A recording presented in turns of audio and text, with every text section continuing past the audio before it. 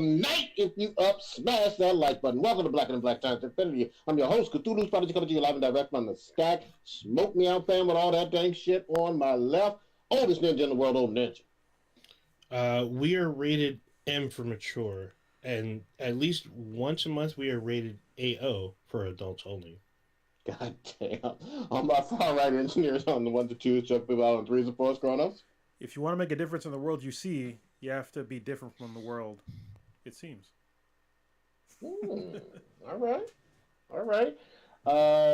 We do not have Stitch. He makes surprises. And we do not have Blue for some family reasons. But, Kronos, you usually have some statistics. I do have the statistics that I will drop on everybody. So, listener of the week would be Unicorn. Ooh. Wow, that's quite interesting. A unicorn. Yeah. Oh. Old Ninja, you want to tell what a unicorn is?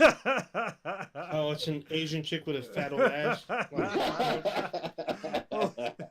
I didn't want to say it, so like two yams in yoga pants, or like super dump trucks. Yeah.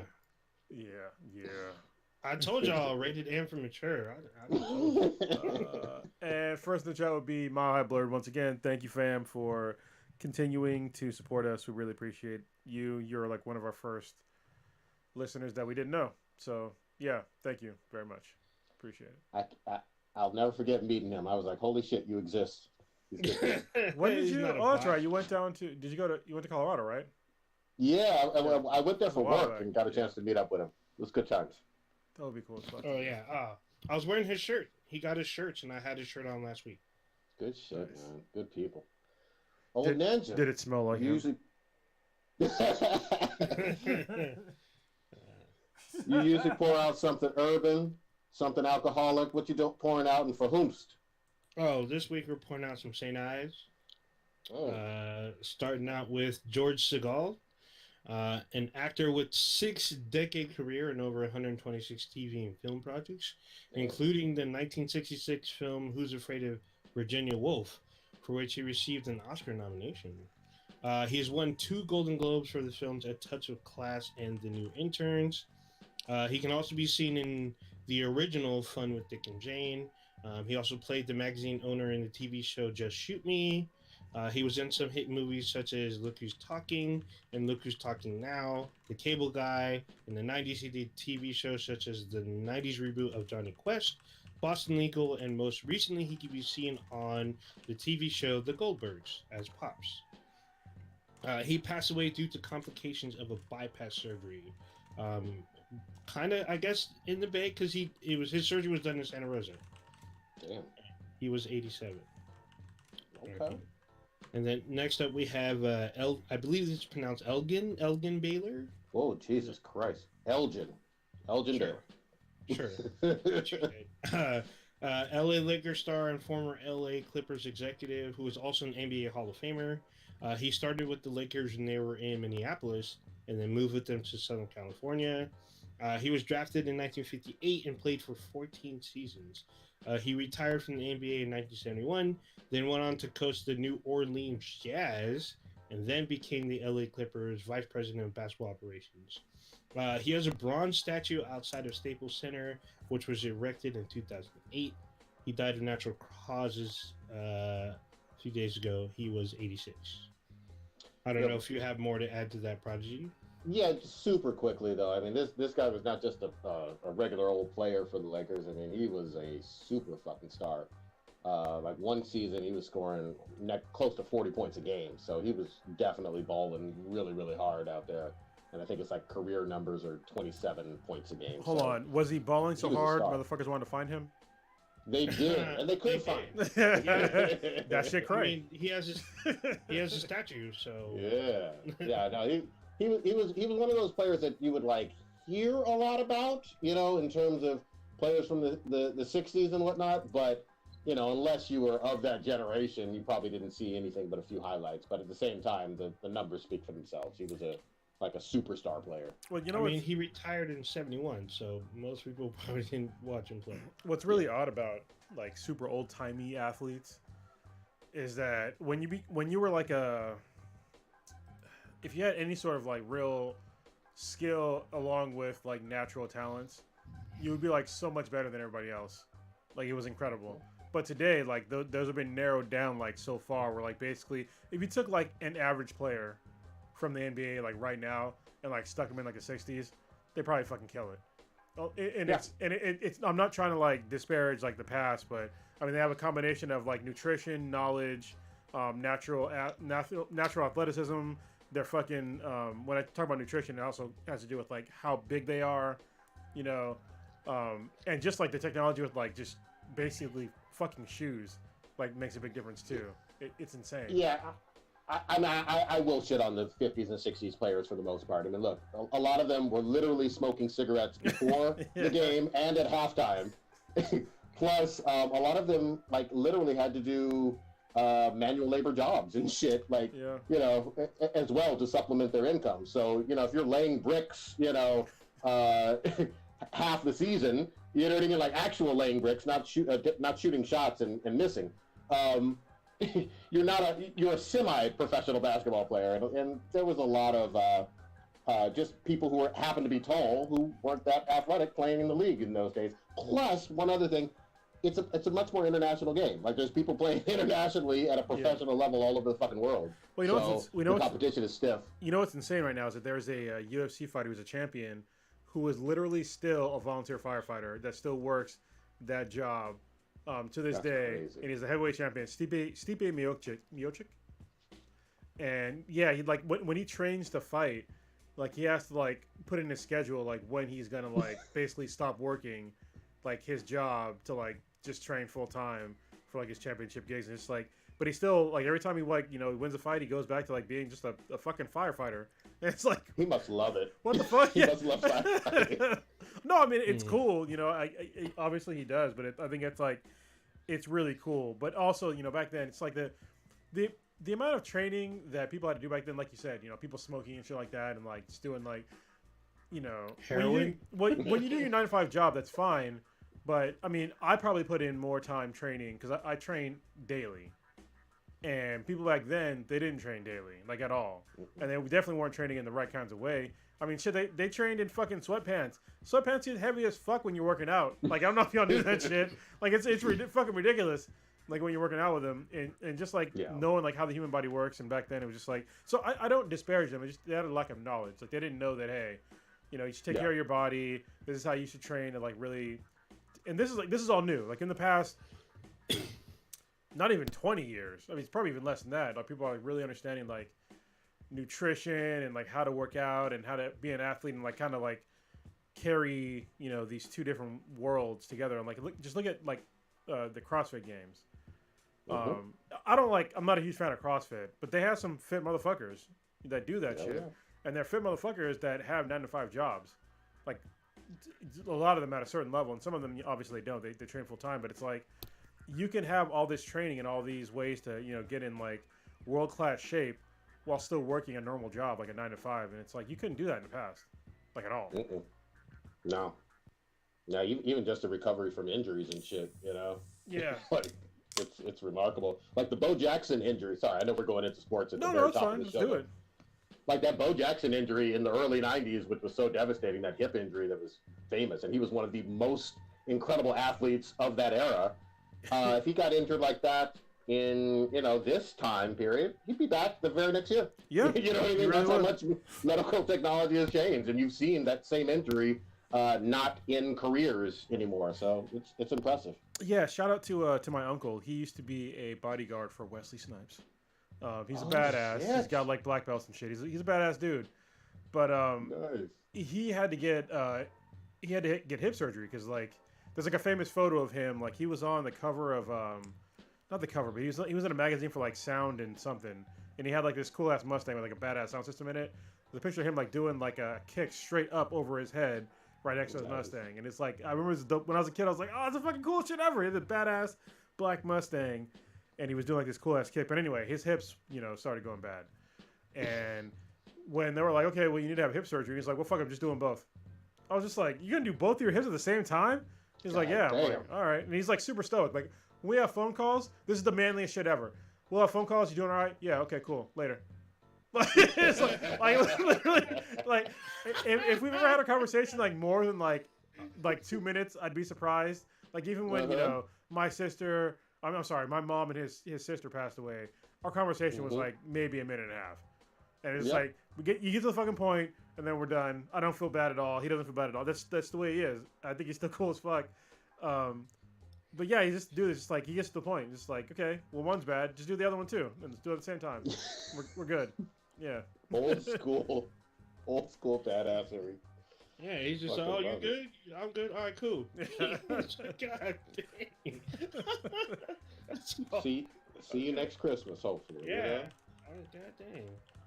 I'm sorry. Was that the full list for you, Old Ninja? Yeah. Okay, cool. Because I'd have felt bad if it wasn't. Who knows where we'll go on this show, man? You Who never fucking know. knows? Yeah. So hold on. Going back to. Oh No, sorry. Go ahead. Oh, Ninja, go It's ahead. a quick shout out to Prodigy for dropping off some of this Cajun love. Might as well get me some gumbo after 4 fucking years. Like, got me some gumbo the other day. You see how I'm stopping taking a drink? I didn't get fucking shit today.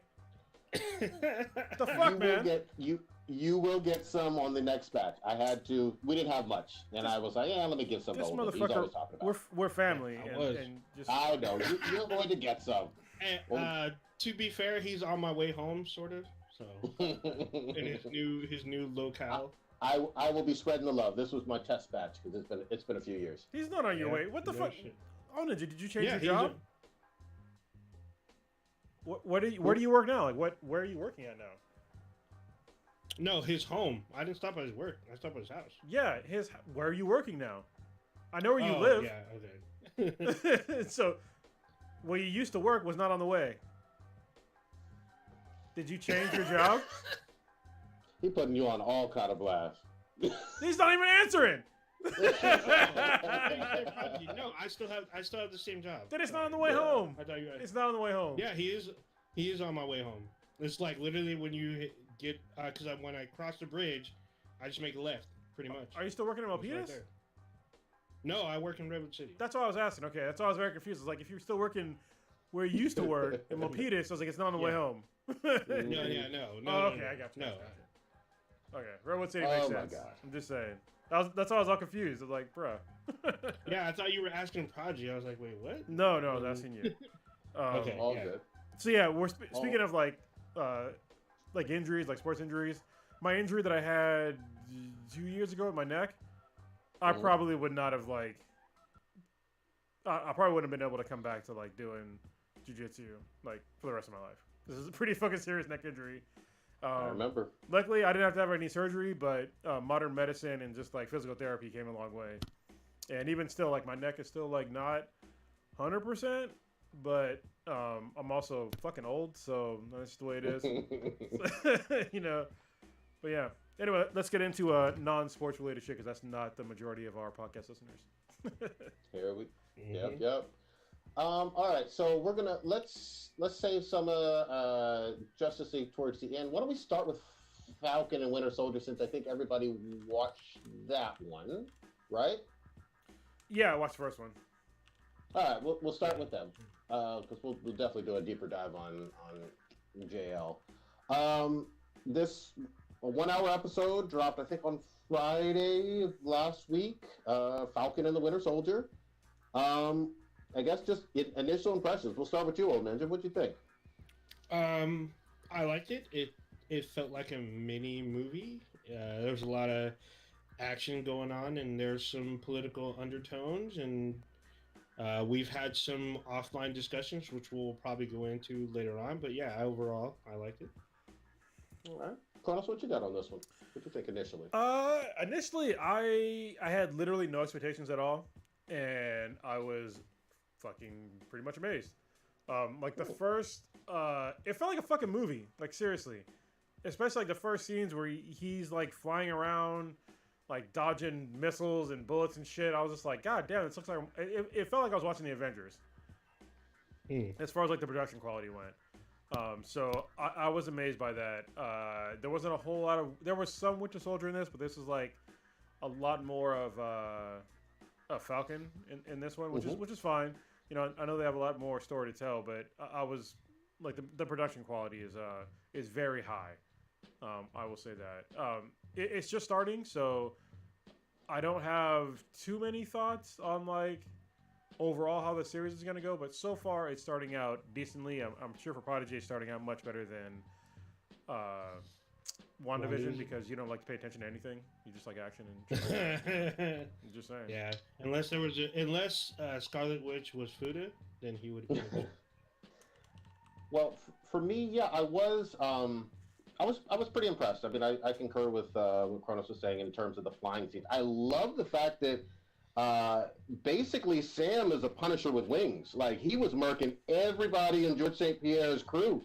Explosions and choppers blowing up and shit. Like he was taking fools out, not like neutralizing them. Like folks was dying. And so I love that opening scene. I know we're going to get into it a little bit later, but the stuff with his backstory I thought was very interesting, and I actually liked a little bit of what they were doing with Bucky in general. It didn't take me out of it, and I mean, you're absolutely right. I enjoyed this way more than those first two episodes of WandaVision. Those were both in full black and white with the TV stuff completely, but. Yeah, I'm on board with this one quite a bit. You know what I mean? It didn't. Well, the non-action scenes didn't per se wow me, but they kept me interested. I was with it. What did you guys think of the whole aspect? And I know Stitch was very opinionated about this offline, but I guess the whole aspect of Sam's sister. I want to set this up correctly. Sam's sister held it down while Sam was missing for 5 years during the snap, I believe. Yeah. And this looks like it's in the Louisiana or Gulf Coast area, small town, not like New Orleans proper.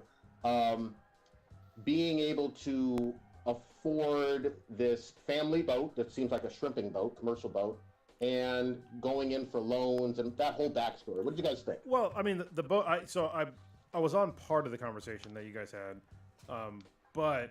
What I will say is that the boat was given to her by her parents, so I'm confused about that whole aspect of what he was talking about. Because I guess I missed that part of the conversation. But there was a huge problem that will likely. I hope Marvel doesn't address this because you can't really address it. When it comes to half the planet dying, it would mean a financial collapse for the vast majority of test. Sorry, there's an echo. You guys hear it too, right? I do now. Before there wasn't. What the fuck is going on here? Anyway, there would be a financial collapse just through the insurance industry. You think about half of all people dying. All those people have, most people, especially in America, they have life insurance policies. Those would all get paid out. That would collapse the vast majority of banks. So let's be honest. So that's one thing that they're probably never going to have to they shouldn't ever address. But that's the questions that he was asking. It's if he was dead, where would his money have gone? And if he was retired from the military, where would that money go? Blah blah blah. And that goes into questions that are it's fantasy land and just let it be. So yeah, I think to pinpoint Stitch's point is that given Falcon and his sister go to a bank to get a loan and they're basically denied a loan, and Stitch was like, well, Falcon is basically a world hero, not just an American hero. He's a world hero, saving, fighting with the Avengers and whatnot. He should be approved for a loan. And that was the beginning of his argument. Is that why is it that he's basically not being able to get a loan? And so there was some back and forth with us. There are certain things I did not address completely, but I guess kind of to reiterate, Stitch was saying that what kind of money? Because we see earlier that he's working for, I guess, the Air Force, so he's probably doing contract work. Maybe he's reinstated. It's not clear exactly, but Stitch is saying that he was getting some kind of money. Maybe it's not enough, but he should be able to get some kind of loan. And then we were discussing if he was technically a sanctioned mercenary, you're not going to be able to put that down on a bank loan. Be like, hey, I'm a merc, so give me a loan. Like I was saying, you know, the bank wants a return on investment. You know, and if you can't show proof of employment, you're less likely to get a loan. No, so you can put down that I'm a mercenary. You're a military contractor. Like, if he's a military contractor, I used to be one. So you get paid a bunch of money. So you would be way more financially solvent than an average American, which is where we got in that conversation of like what his status is. So I was saying that he probably was not a sanctioned military contractor. Like what he was doing, super hush hush, and probably not on paper somewhere. So something that he couldn't leave a paper trail with. That was my part of the argument. Like he was doing something that wasn't on the books, but yet he was still sanctioned by the U.S. government. So we're saying, well, was he getting paid or not? Type thing. Yeah. So this is go ahead. No, you go ahead. I was going to say this is going to get into a little bit of speculation and splitting some hairs here, because obviously I do like the fact that this fits into the larger MCU world with the movies, but we have to remember that for Sam, he was certainly locked up in their version of Gitmo. What do you call it, Old Ninja? It's called the raft. Okay, it's a giant raft in the middle of the ocean. MCU Gitmo after Civil War. And so we don't know all the details of his release conditions. We do see for Bucky, because he's basically an international terrorist, that part of his pardon or whatever does involve him doing mandatory psych sessions. What I was saying, and we don't know this yet, this is speculation, pure rumor, whatever, is that there's a possibility that Sam either just started this contract work or it's in conjunction with the Department of Defense and whatnot in the military, but he may not be getting normal type of money as part of the conditions of him being released. Like you got to do some, not community service, but some work for us, basically. I don't know though. Go ahead. Yeah, no, I mean, his whole situation is very awkward. So if you're in the military, you are very tightly restricted on what you can do. And for him to like be kind of skirting the law and the rules would be highly irregular. From what I understood from like the past movies is that he was retired from the military, from the Air Force, from being a PJ, which is basically pararescue. But they're badass pararescue people, though. I'm not trying to downplay them. They're fucking badass.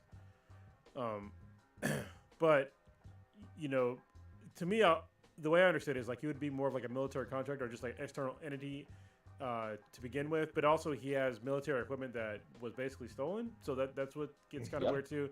But you can't apply real world shit to everything in obviously a comic movie. So a lot of shit you have to like really let go of because it's a comic book movie. But yeah, if he was a military contractor, that would make a little bit more sense. He would be beholden to totally different rules. And just the same way I was, but at the same time, it's like whatever company that you're working for, you're beholden to them, which he doesn't talk about who he's working for. So it makes me feel like he's not really working for a private company. That definitely could be. Let me add one more thing too. That again, they could resolve this literally in 2 days on Friday, and I hope they do. Obviously, Stark is gone. You know what I mean?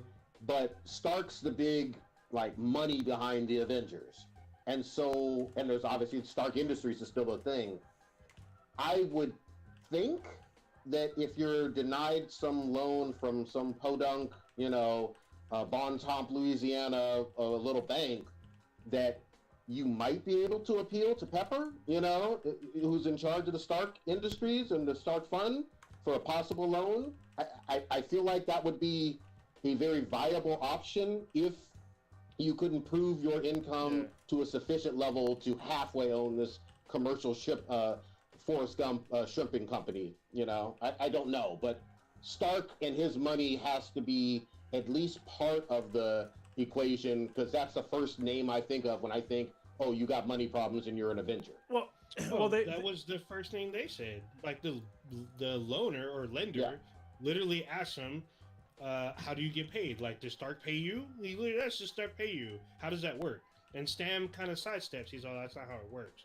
He's all, well, how do you get paid? And then Sam mentioned that they basically are volunteering to save the world. Yeah. So. Yeah, Go ahead, Kronos. they had an easy way out actually that they haven't used, which is kind of weird. They have both sword and shield. That's the easiest way explanation out of all this. Like if they would have said like, "Hey, I'm working with sword or shield," they are military adjacent, but they still get government funding. So that's the easiest way for the MCU to really wiggle their way out of there. Like, is shield technically around though right now? Yes, they're always around. Yeah. Even when they're defeated, they're still there. Yeah. Okay. I mean, I wasn't sure. All right. If you're watching Agents of Shield got rebuilt pretty much. Okay. So. Fair enough. I haven't seen them in the movies per se, but I get you. Yeah. Not. I mean, we haven't seen them in the current state of the MCU, but there's been some rumblings that we may start seeing some of the actors from the show pop up in other properties, so we shall see. I would love to see Maria Christina Hill in so many things. I think they have definitely not utilized her. Well, if you watch Agents of S.H.I.E.L.D., she's in that. Yeah. So, but I think the point that Disney or that Marvel was trying to go for was a historical reference, whereas African-American soldiers from World War II and the Vietnam War were denied the GI Bill, or they were denied, certain compensation after coming back from war, and I think they wanted to kind of hit that, especially after the debacle that was 2020, to still show that being a person of color could still be difficult in your own homeland. I think they would have to be a little bit more, and I hear you, Old Ninja, but I think they'd have to be a little bit more overt with that to really bring home a message. Because my big takeaway was, and I think Sam even said this is one bank in one small town, and even in this small town, there's a few other banks. And so it sounded like when Sam was getting into it with his sister, I can't remember his sister's name, he was just like, man, I'm not giving up based on this one lender. I'm going to go to so-and-so and so-and-so and so-and-so. But I hear you. That could be the case. I just would like to see it, I guess, fleshed out a little bit more if that's what they're going for. Yeah, and like you were saying, this is just one episode. There could be more complications later on down the road. I don't expect them to dwell on this. I expect maybe a little bit more in the next episode and then to go off, because there's a lot of more characters that we have yet to see show up on the show, and how this all ties into Baron Zemo and U.S. Agent and all this other stuff, which we didn't really talk about yet. So I'm hoping they address it. Yeah, well, before we go into that, I want to say what's really weird, the fact that two people went into an actual bank to sit down with an actual banker and talk to them in person. I was just like... And this, mask off. Well, no, it was even before COVID. Like, I don't think I can't remember a time where I actually went and sat down and asked for a loan in person. Like, it's been pretty fucking rare where I actually had to sit down in a bank, and like do the... Yeah, that's like super... I bet millennials right now are just like, what the fuck are they doing? Why are they sitting down in front of somebody and like asking for like... It doesn't make any fucking... I do all my shit online. Like I literally just refied. I'm refinancing my home right now. And when I bought this house, when I originally bought this house, I never went into a bank. I refied once a couple of years ago, never went into a bank. I just refied again, never went into a bank. It's a very old, antiquated type deal that you don't realize that it's old and antiquated until like, unless you're like, I guess, our age, when like people used to do that. But I think it can be kind of like weird to people that are younger, because like, do people really go into banks to like get a loan and like really have to rifle through fucking pieces of paper and like what the fuck? Come on, Disney. It's old.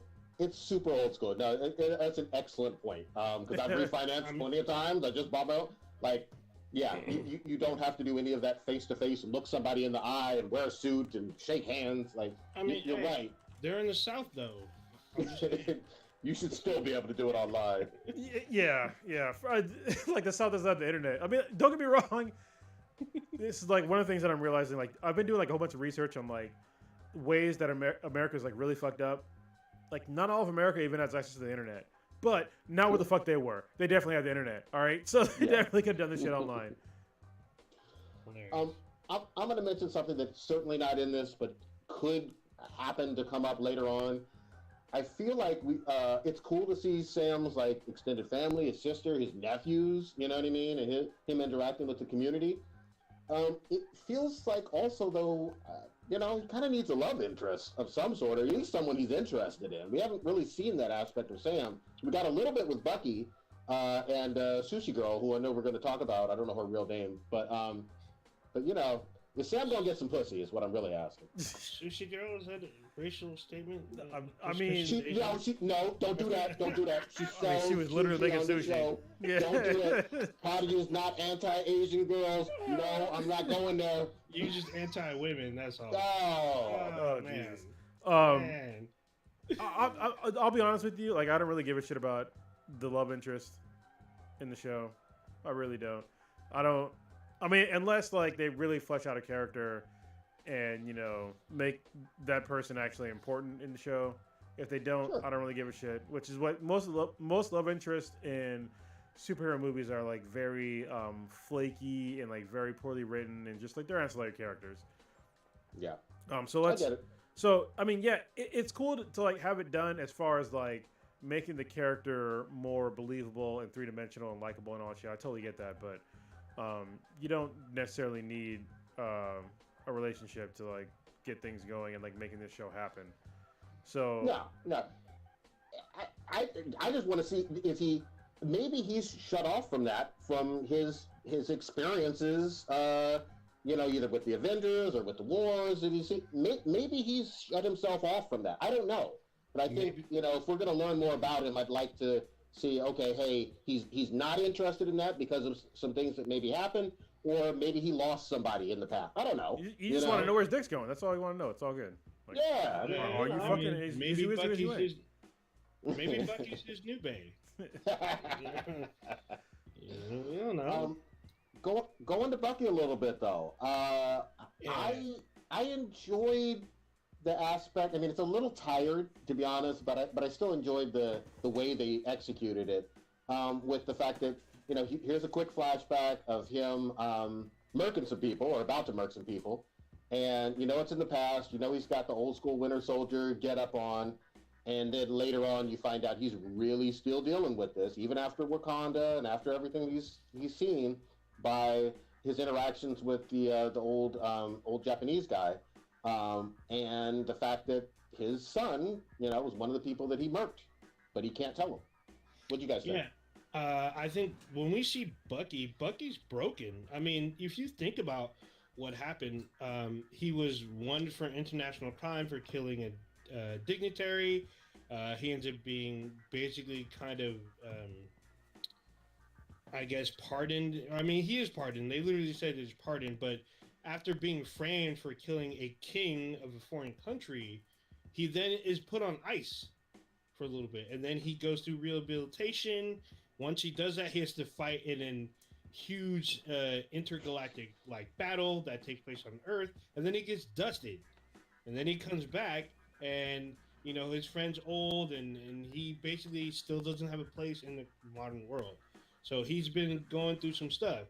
Like, he's been literally in and out of either consciousness or death in one way, shape, or form. So how do you adjust to that?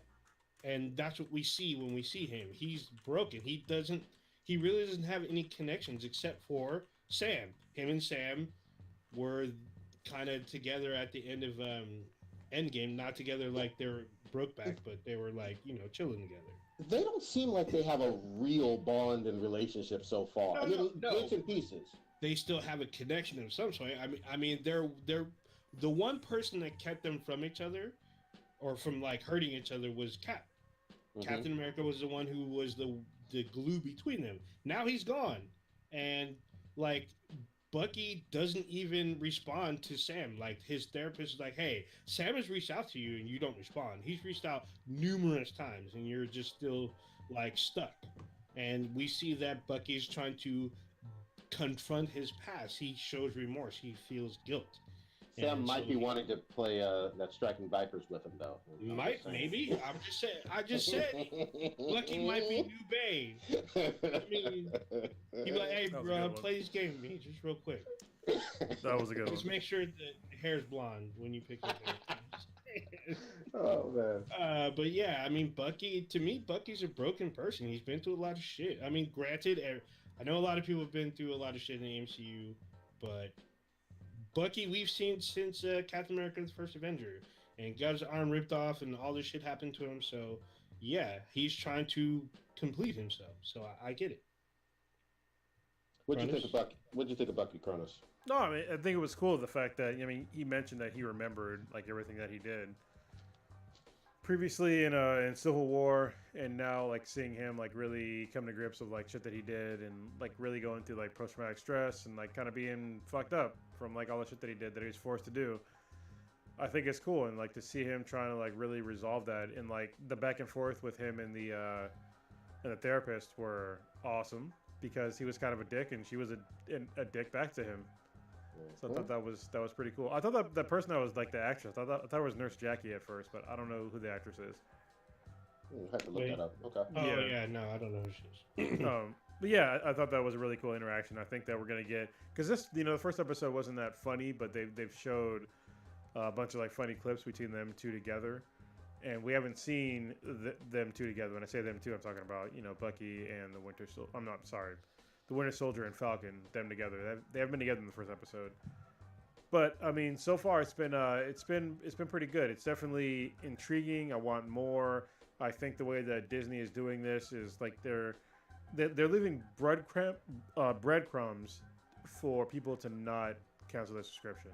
I think that was very smart, the way that they're like parsing out all this stuff. Because if you see like the way they're doing, they had WandaVision, then Raya dropped. Now we got, but our Falcon and the Winter Soldier. I keep saying Bucky and the Winter Soldier like an idiot. Anyway, I keep almost saying it anyway. But yeah, they're giving out the exact amount of content that they should for the vast majority of their viewers to make them come back and watch more. And I think it's really smart. What is the next one that's coming out for Disney Plus? Loki. So after Falcon and Winter Soldier, they'll do what they did just for WandaVision when they had like the hour-long behind the scenes, and then after that will be Loki. And then after Loki, I think it's either What If or Black Widow, which we'll talk about later. But after Loki, there's at least 2 more shows coming, and there's going to be a movie in between. So we got stuff coming, more stuff down the pipe. So yeah. So far so good with the show. Like I said, I really want to see how they develop both those 2 main characters. And the other thing we didn't even mention, look, Sam donated Cap's shield to the Smithsonian. Gave a nice little speech about it. It didn't feel right for him, and shield goes into the case. At a nice little like event at the Smithsonian. And then he turns on the TV, and it's like, motherfuckers. And they're giving out this shield to, the C+ version, the dollar value version of Cap. The Wish version. Yeah, so what... All right, so when he gave the shield to the Smithsonian, I was like, why would you give them... You can't give that much vibranium to this... Like, this is a precious metal. Like, you wouldn't just put it in a box in the Smithsonian. I'm sorry. I actually had to look it up. They said that for vibranium costs $10,000 a gram. A gram. dang. All right. So I was just like, why are you just gonna like put it on display? Like, you should put it in a fucking vault, not in a fucking plastic box. He's the one with money problems. Yeah, fucking sell that shit. Anyway, like I think they said that the shield weighs about 12 pounds, so that means that it's worth at least $54 million. So you would not put a $54 million piece of, metal in the Smithsonian like that. Like, At least I wouldn't do it. That seems incredibly silly. But like I said, it's a fucking comic movie, so let it go. It's Fantasyland, fictional characters. It's all good. I mean, doesn't the Smithsonian have like stuff that is of value? I mean, it is a historic vault. They have stuff of value, but they're not going to put $54 million worth of fucking gold in a fucking plastic box. Like, that would make sense, right? I mean, yeah, I don't know, but I don't know. It's a comic book movie, but I don't know what kind of additional security they have for it. But I'm sure they do have other valuable things. I don't know exactly how much. I haven't been there, but yeah, I mean, there's valuable things, but not a single thing that is that small and easy to take. You know, it's just I've never been there either, but it would make sense to me that you would put the real thing in there that has that much valuable materials. And like I said, if you have $54 million worth of gold and you put that shit in a plastic box and you left it there, that wouldn't make any fucking sense. And then I will say this though, we do know that the Wakandans take it very fucking seriously. Yeah, if you're trying to steal vibranium, and so if someone does steal it, fucking Killmonger style, you know, the Wakandans gonna be on that ass. I can just imagine. So Cronus, go ahead. Just to put this out there, the most expensive item at the Smithsonian is worth $250 million. And what is it? The Hope Diamond. It is the Hope Diamond, or known as the Trevenier Blue. I believe that's how you pronounce it. And it's on display all the time. 250.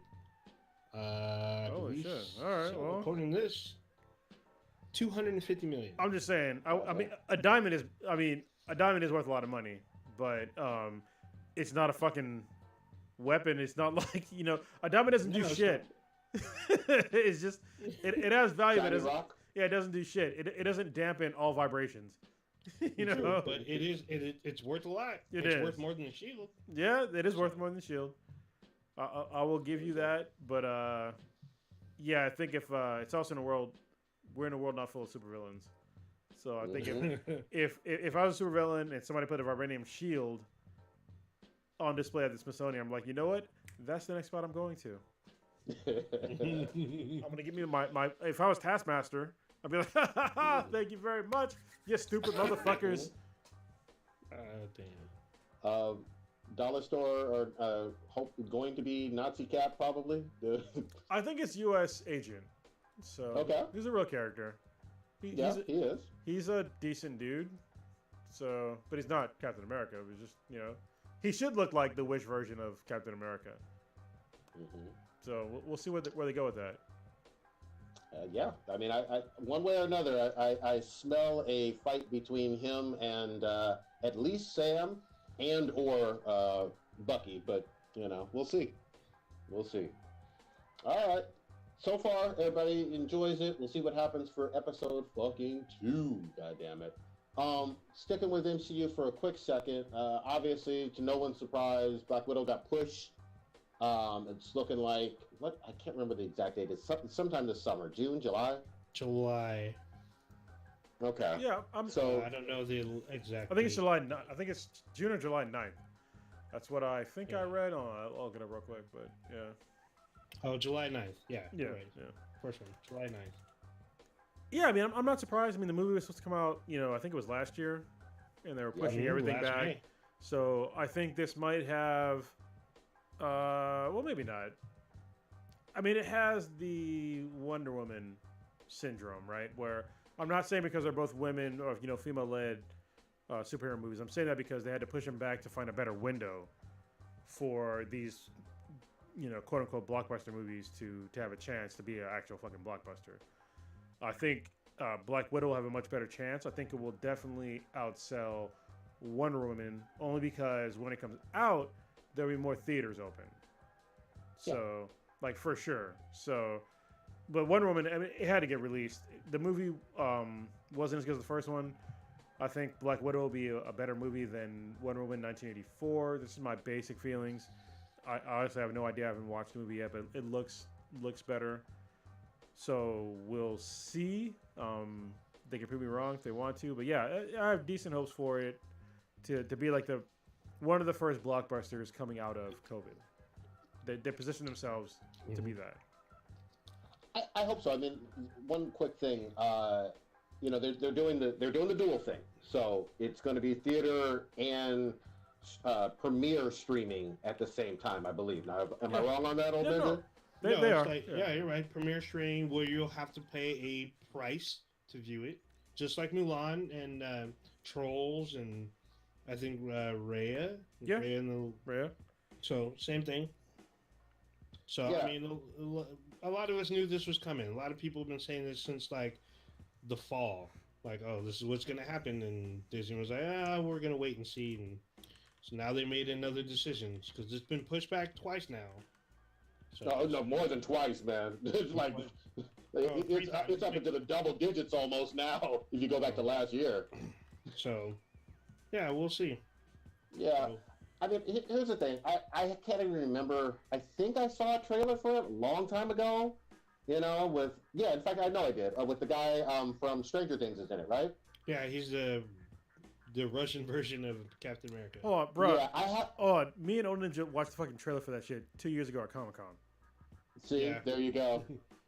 I mean, I have a strong suspicion that this is going to be some type of one way or another, like another Black Widow is going to come from this, you know, like a mantle passing of some sort, because we ultimately know Natasha dies in Endgame. But, you know, we'll see. I could be wrong about that. You know what I mean? Who knows what direction they're actually going in. But I feel like it's anybody's guess about the whole theater thing. You know, I mean, I don't know if people are chomping at the bit to go back to crowded theaters for blockbuster summer movies right away. I don't know. You're thinking about it from like the California, I have common sense sort of view. The vast majority of like the Midwest and like part of the East Coast, like they don't give a fuck. Yeah. You know? There are a lot. You're right. There are a lot of places that do not give a single solitary fuck, and at the same time, of course, Disney and all the other studios want the 2019, 2018 type of number. Blockbuster, normal fucking numbers. Yeah, it's not coming. I don't know if, yeah, I don't know if that's in the cards for this summer. I really don't. You know what I mean? Where we're used to seeing a $200 million opening weekend. I don't know. We'll have to fucking see. This will be a great fucking test. You know? Yeah, it's gonna be kind of crazy because even by then, I don't see theaters being 100% open. Maybe 50 to 75% open, maybe or less. But it's gonna be interesting. I won't be surprised if the movie doesn't make a whole lot because of the amount of people going to go see it in the theater. But I won't be surprised if it stays number one for longer, only because it's like one of the very few movies that are out there. So we'll see. And because the one other thing I'll add is, fucking, there's a whole backlog of movies from every studio. Yeah. So, you could be right, old Ninja, or you could be 100% wrong because movies are fluctuating their fucking dates all the goddamn time.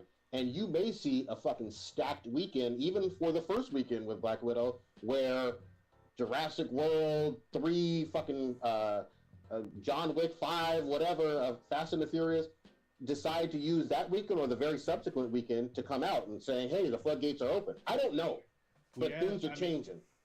This is true. I mean, but we've also seen what Warner Brothers and HBO Max is doing, is releasing their stuff streaming and in limited theaters. It's both. Well, yeah, I was going to say it's been both.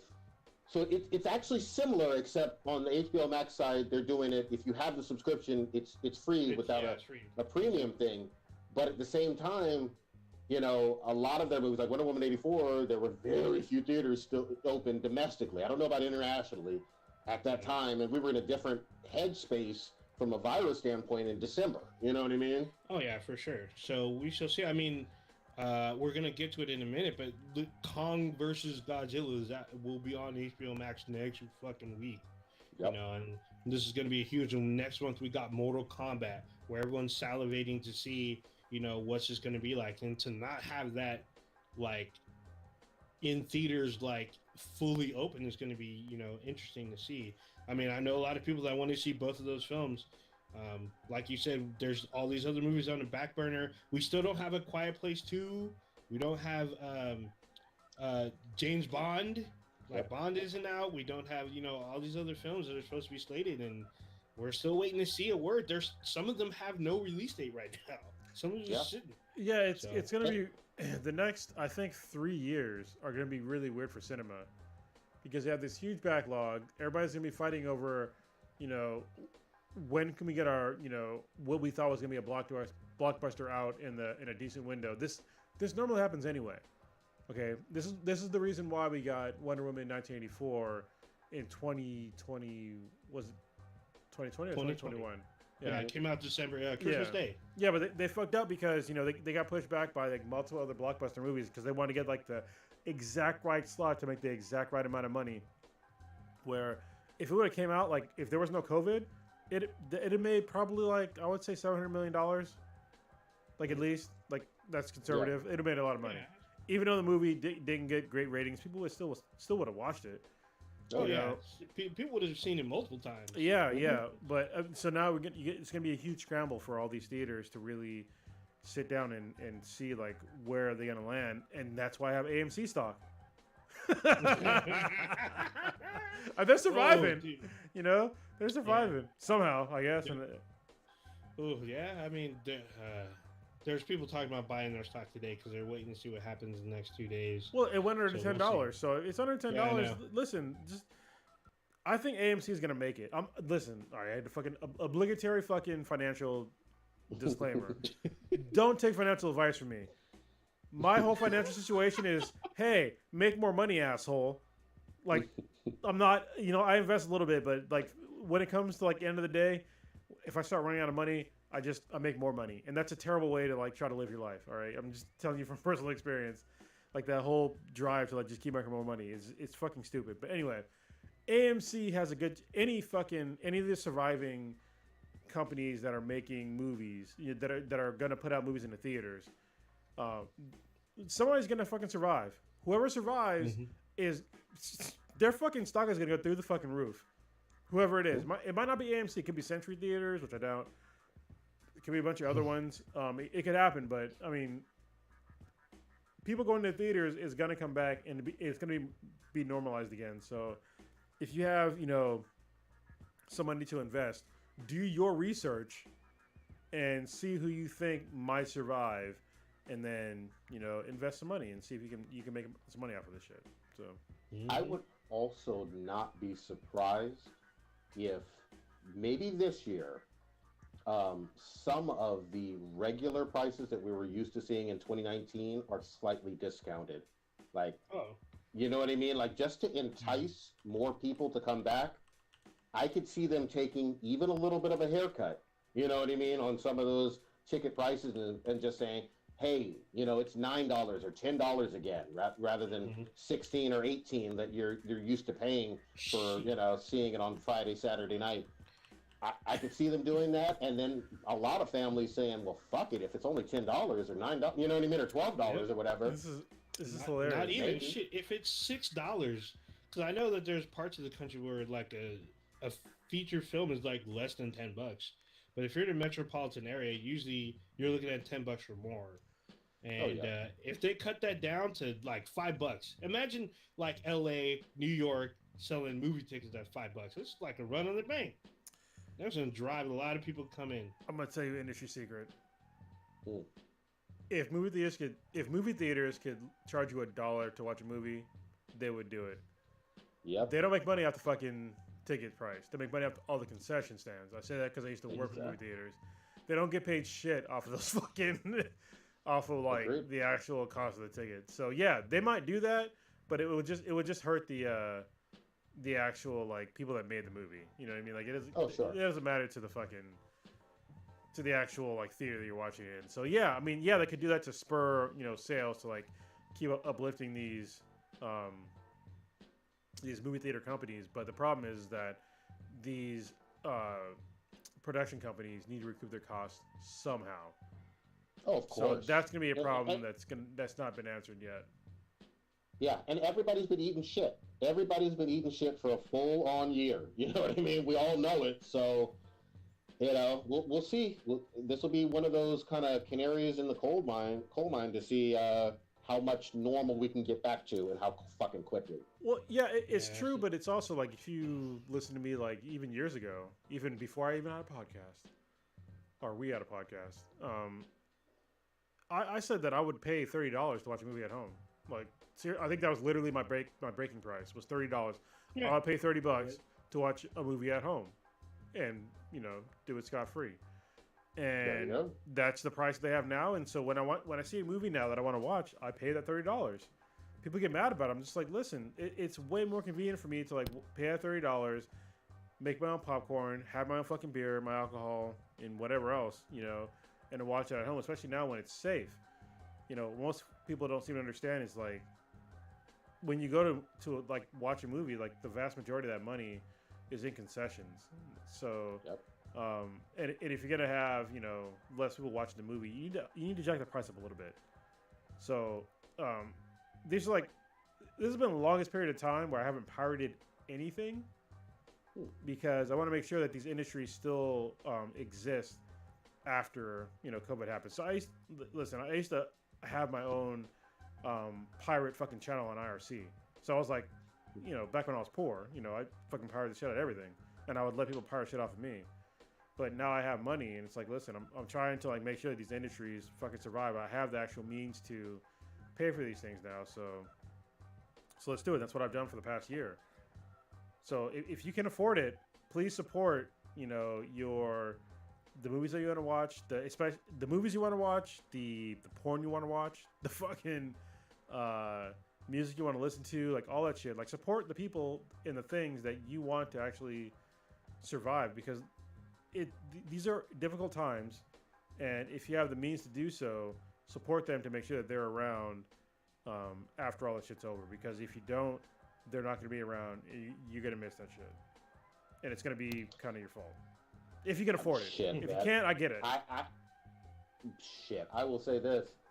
The thing that I'm looking for, I mean, movies are great. Don't get me wrong. We talk about movies all the time on here. But the thing I miss the absolute fucking most are concerts. Way more than movies. Yeah.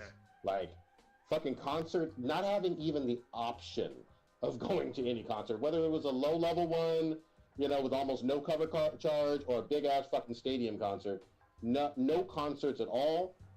Man, when things are truly lifted and getting better, I'm going to see some fucking live music. Fuck everything else. Who did you last see? Both you and Old Ninja before COVID happened.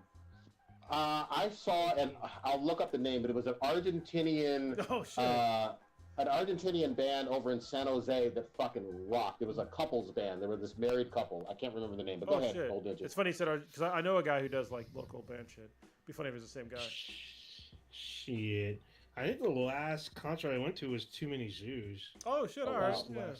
Yeah, that's probably the last one I went to. And what I was trying to see last year, and it didn't work out for him because they were trying to do, the drive-in theater concert stuff where you stay in your car and they do the thing on the stage, was Mark Rubier,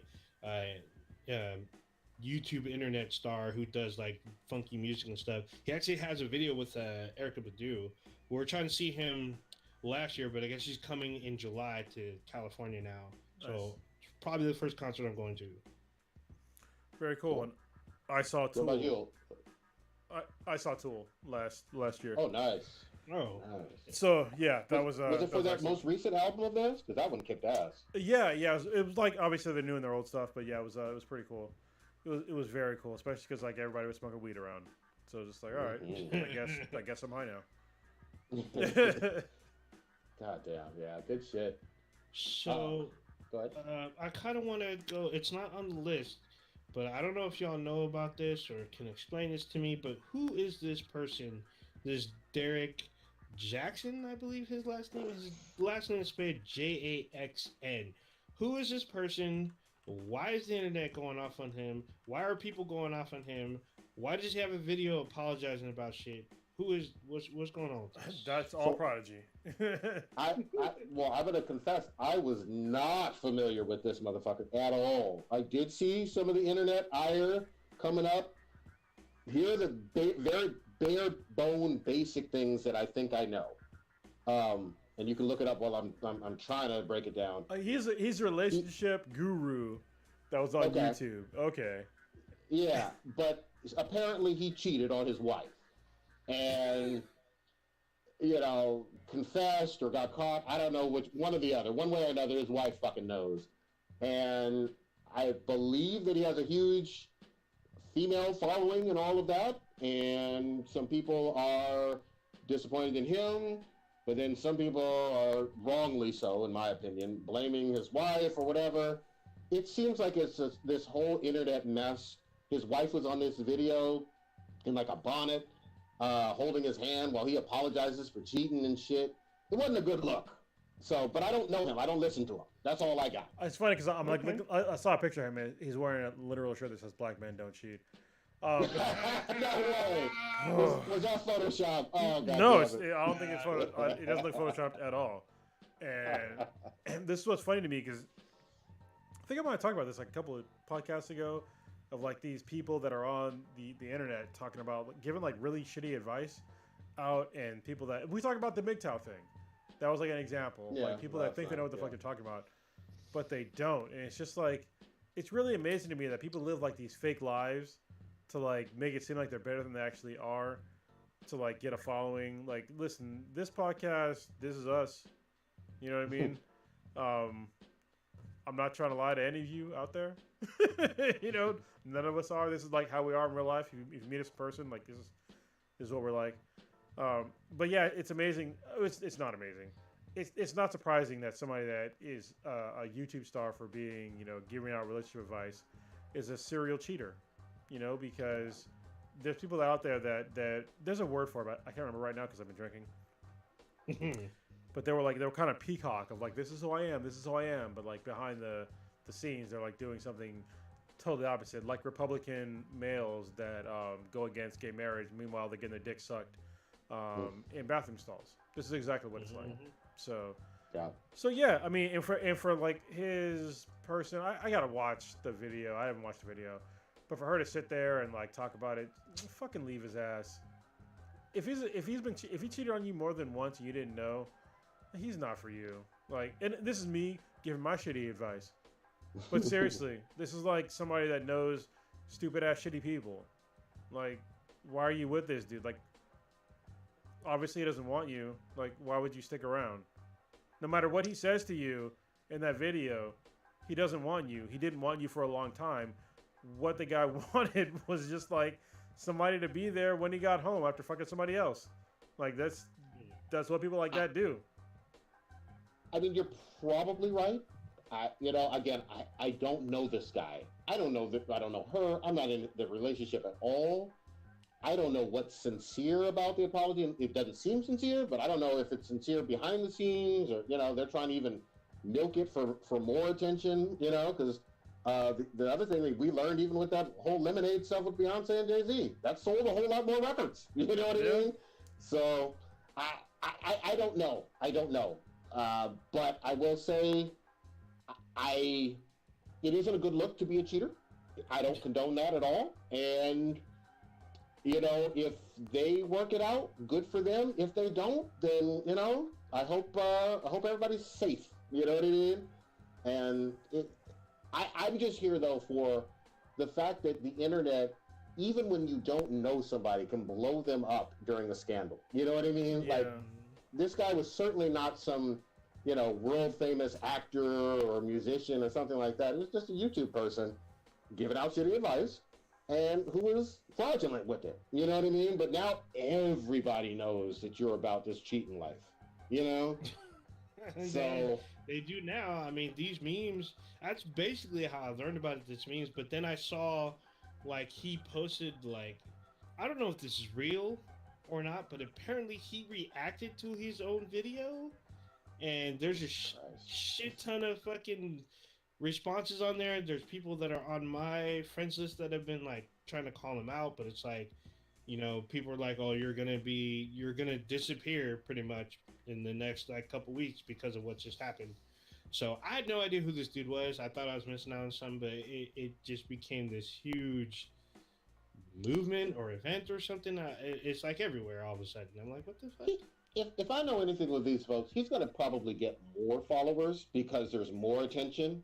You know what I mean? And people who didn't know him, like us, now know him and are talking about him on our cast. Of course. Like, Of course. more attention is probably going to be more clicks, more views, more money for him. You know what I mean? And Possibly. he seems like he's kind of scummy, but I don't know how much of this is for show, for internet thing. I don't even know. I don't quite know all that's going on, but he just, if you're a cheater, then you're probably a scumbag. You know what I mean? Yeah. And we said the same thing about Jada too. Yeah. You know what I mean? Like that seems scummy too. You know what I mean? Yeah. I don't.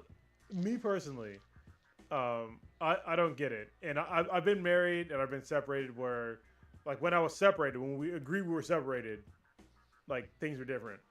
But when it comes to like anything other than that, like, there's been like no other sort of like impropriety or anything like that. Like, I'm not, if I feel like I'm gonna get to the level of like where I want to cheat,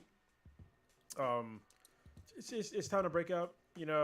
I don't get why people, both men and women, are willing to leave this other person in limbo and think that you love them and you're all there for them, and then meanwhile you're out there giving your attention to somebody else, and you're leaving somebody else in the lurch, and it's like it's really fucking shitty to do that. And I don't have anything good to say about anybody that does something like that, where like somebody is literally waiting for you at home. They think that everything's good and nothing's good because you're a shitty communicator and you don't know what you want, but you're comfortable with them being like emotionally stabilizing for you, and it's like, it's really fucked up and it needs to end. Like, listen, just fucking break up with them.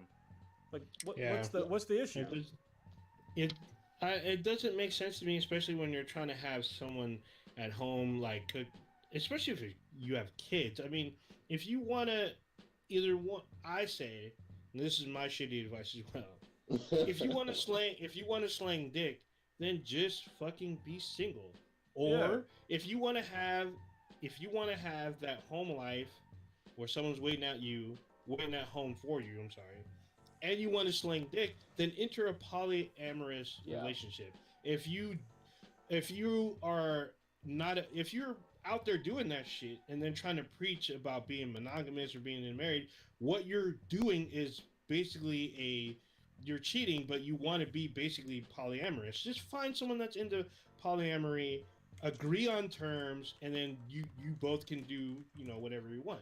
Maybe you get that one partner that wants to stay at home and will let you go out and sling your dick, or you get that partner where they want to go out and have their fun too, and then you just meet at the same place and raise kids together, or whatever arrangement Striking vipers. Yeah, just agree to that. If you're not happy being in a monogamous relationship, or you're not being true to your partner, you should either, before you start slanging, either start talking about being polyamorous. If they're not about it, then break up. Find someone that is before you start fucking being out there. I'm just going to throw this out there too, because again, none of us are in their marriage. Some people on the slick or on the low, actually, they look like a regular marriage, and it's truly an open marriage. Yeah. You know what I mean? Yeah. Like they have some agreed upon terms. If they know. Where, if you're in another state or every other Saturday, they got everybody's marriage. As long as you're setting those rules and you guys are happy, go ahead. But it doesn't appear that that's what was going on here. Oh no, it seems like he's shitty. Obviously not. I mean, same thing goes with the cuck relationship. I mean, the cuckold relationship, they have agreed upon arrangement as well. So, well, and this is do what you got to do. What's odd is that, I mean, the guy's married. He's married with a capital fucking M. That guy's probably praying for his fucking life that his current wife does not divorce him and take him for all he's got, which is why you don't get married. But I'm just saying. Hold on, real quick. I hope Papa Bear is still in the chat, because a couple of podcasts ago that me and him did together, we were I talked about why I'm not married, and we went over like all these things why I'm not married, and like some of the disadvantageous parts about like not being married but being with like a life partner. Prodigy knows about this. Mm-hmm. I hit a new one today. I hit a brand new one today about What's that? me not being married and getting fucked over by the government and the military apparently. So we're refinancing our house, and I'm when we bought our home, we didn't put Kimek on the mortgage because her credit score was way lower than mine. Now it's pretty much the same. All right, so we decided this time, hey, our credit scores are basically the same, so let's refinance and get her on the mortgage. So going for all that shit, we're going through all the paperwork for doing the refinance. My mortgage guy, who's also Prodigy's mortgage guy, sends me an email. Joe. Joe. Yeah. Joe's great. Joe's good. So he sends me an email. He's like, "So are you and Kim married?" I was like, "No, we've been together for like 10 years. Like, like we're good. Like we're gonna stay together. We're partners." And so it's like, "Oh well, she can't be on the mortgage. Sorry." And I was like, "What?"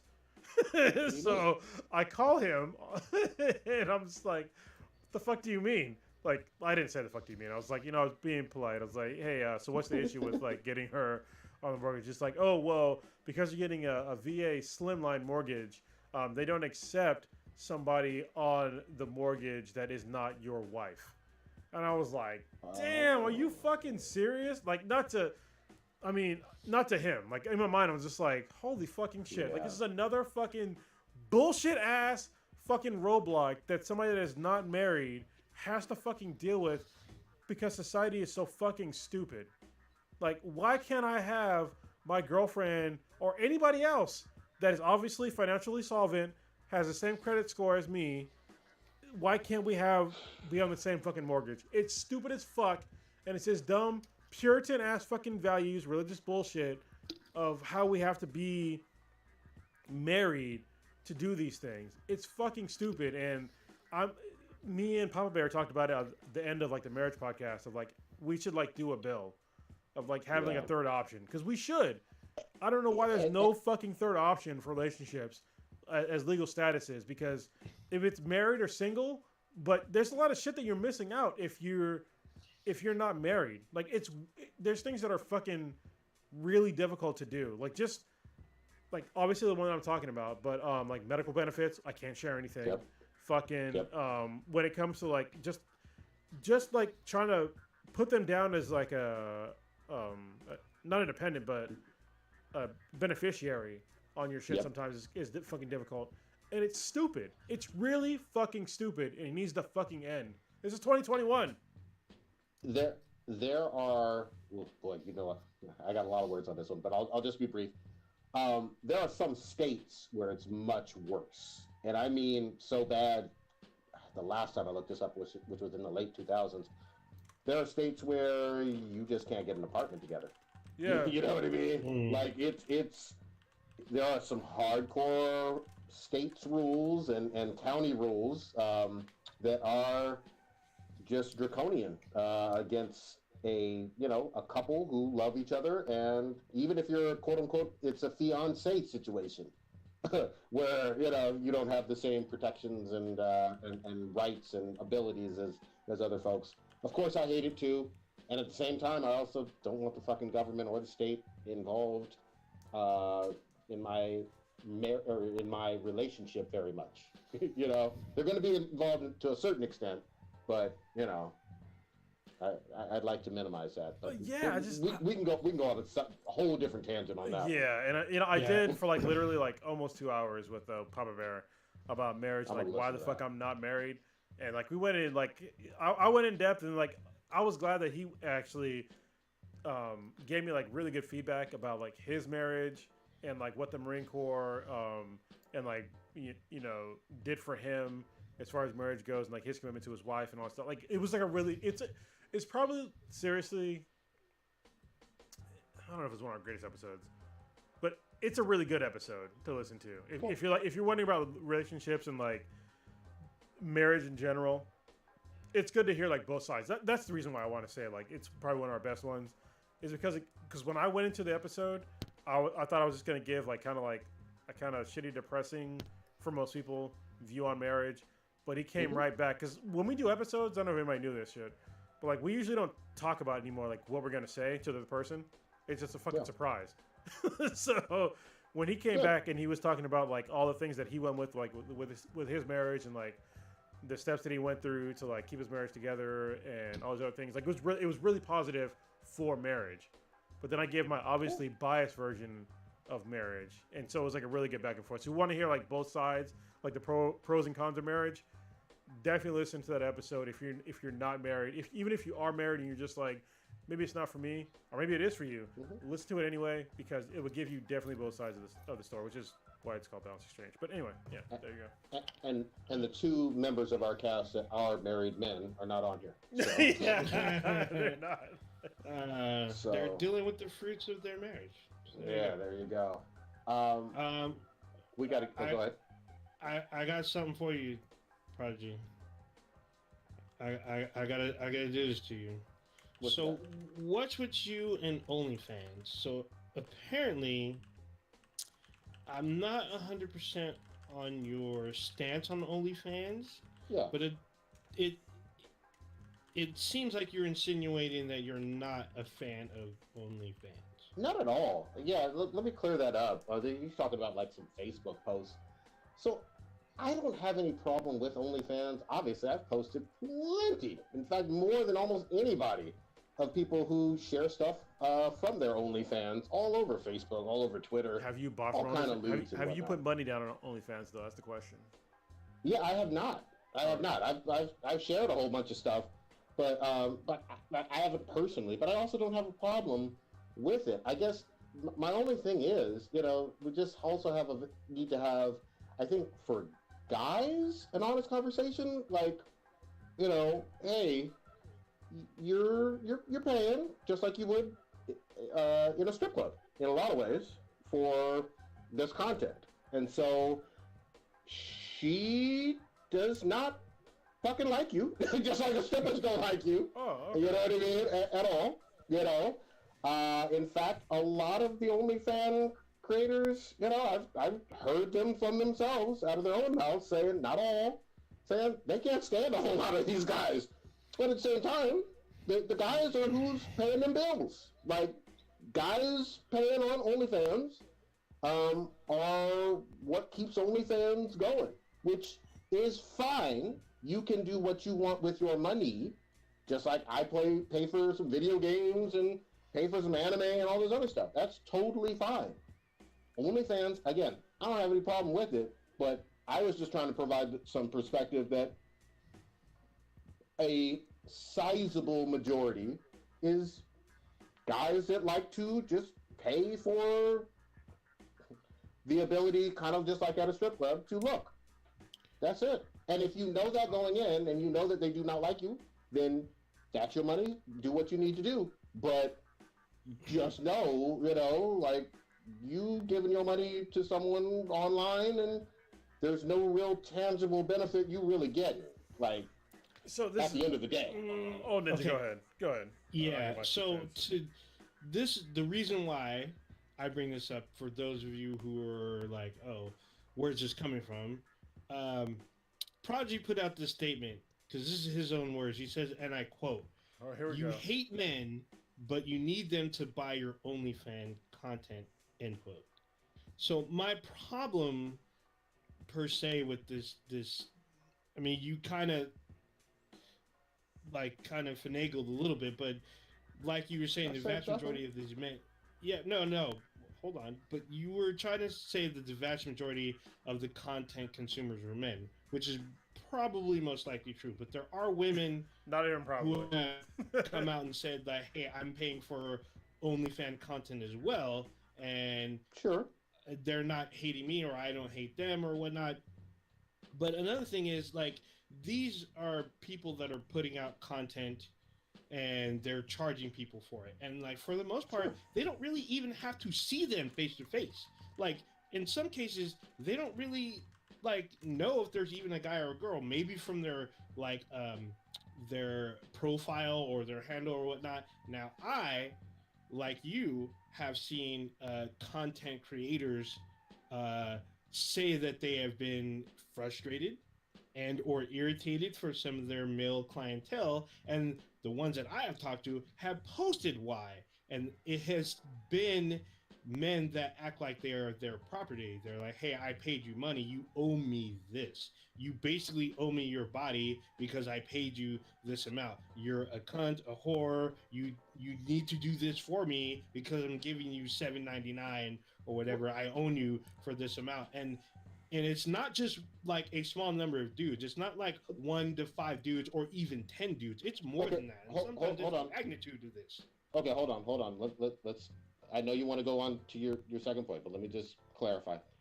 Never once have I been like, oh, it's perfectly fine for some dude to completely belittle somebody who's an OnlyFans creator. I have never said that. I just want to be real clear that I've never said that.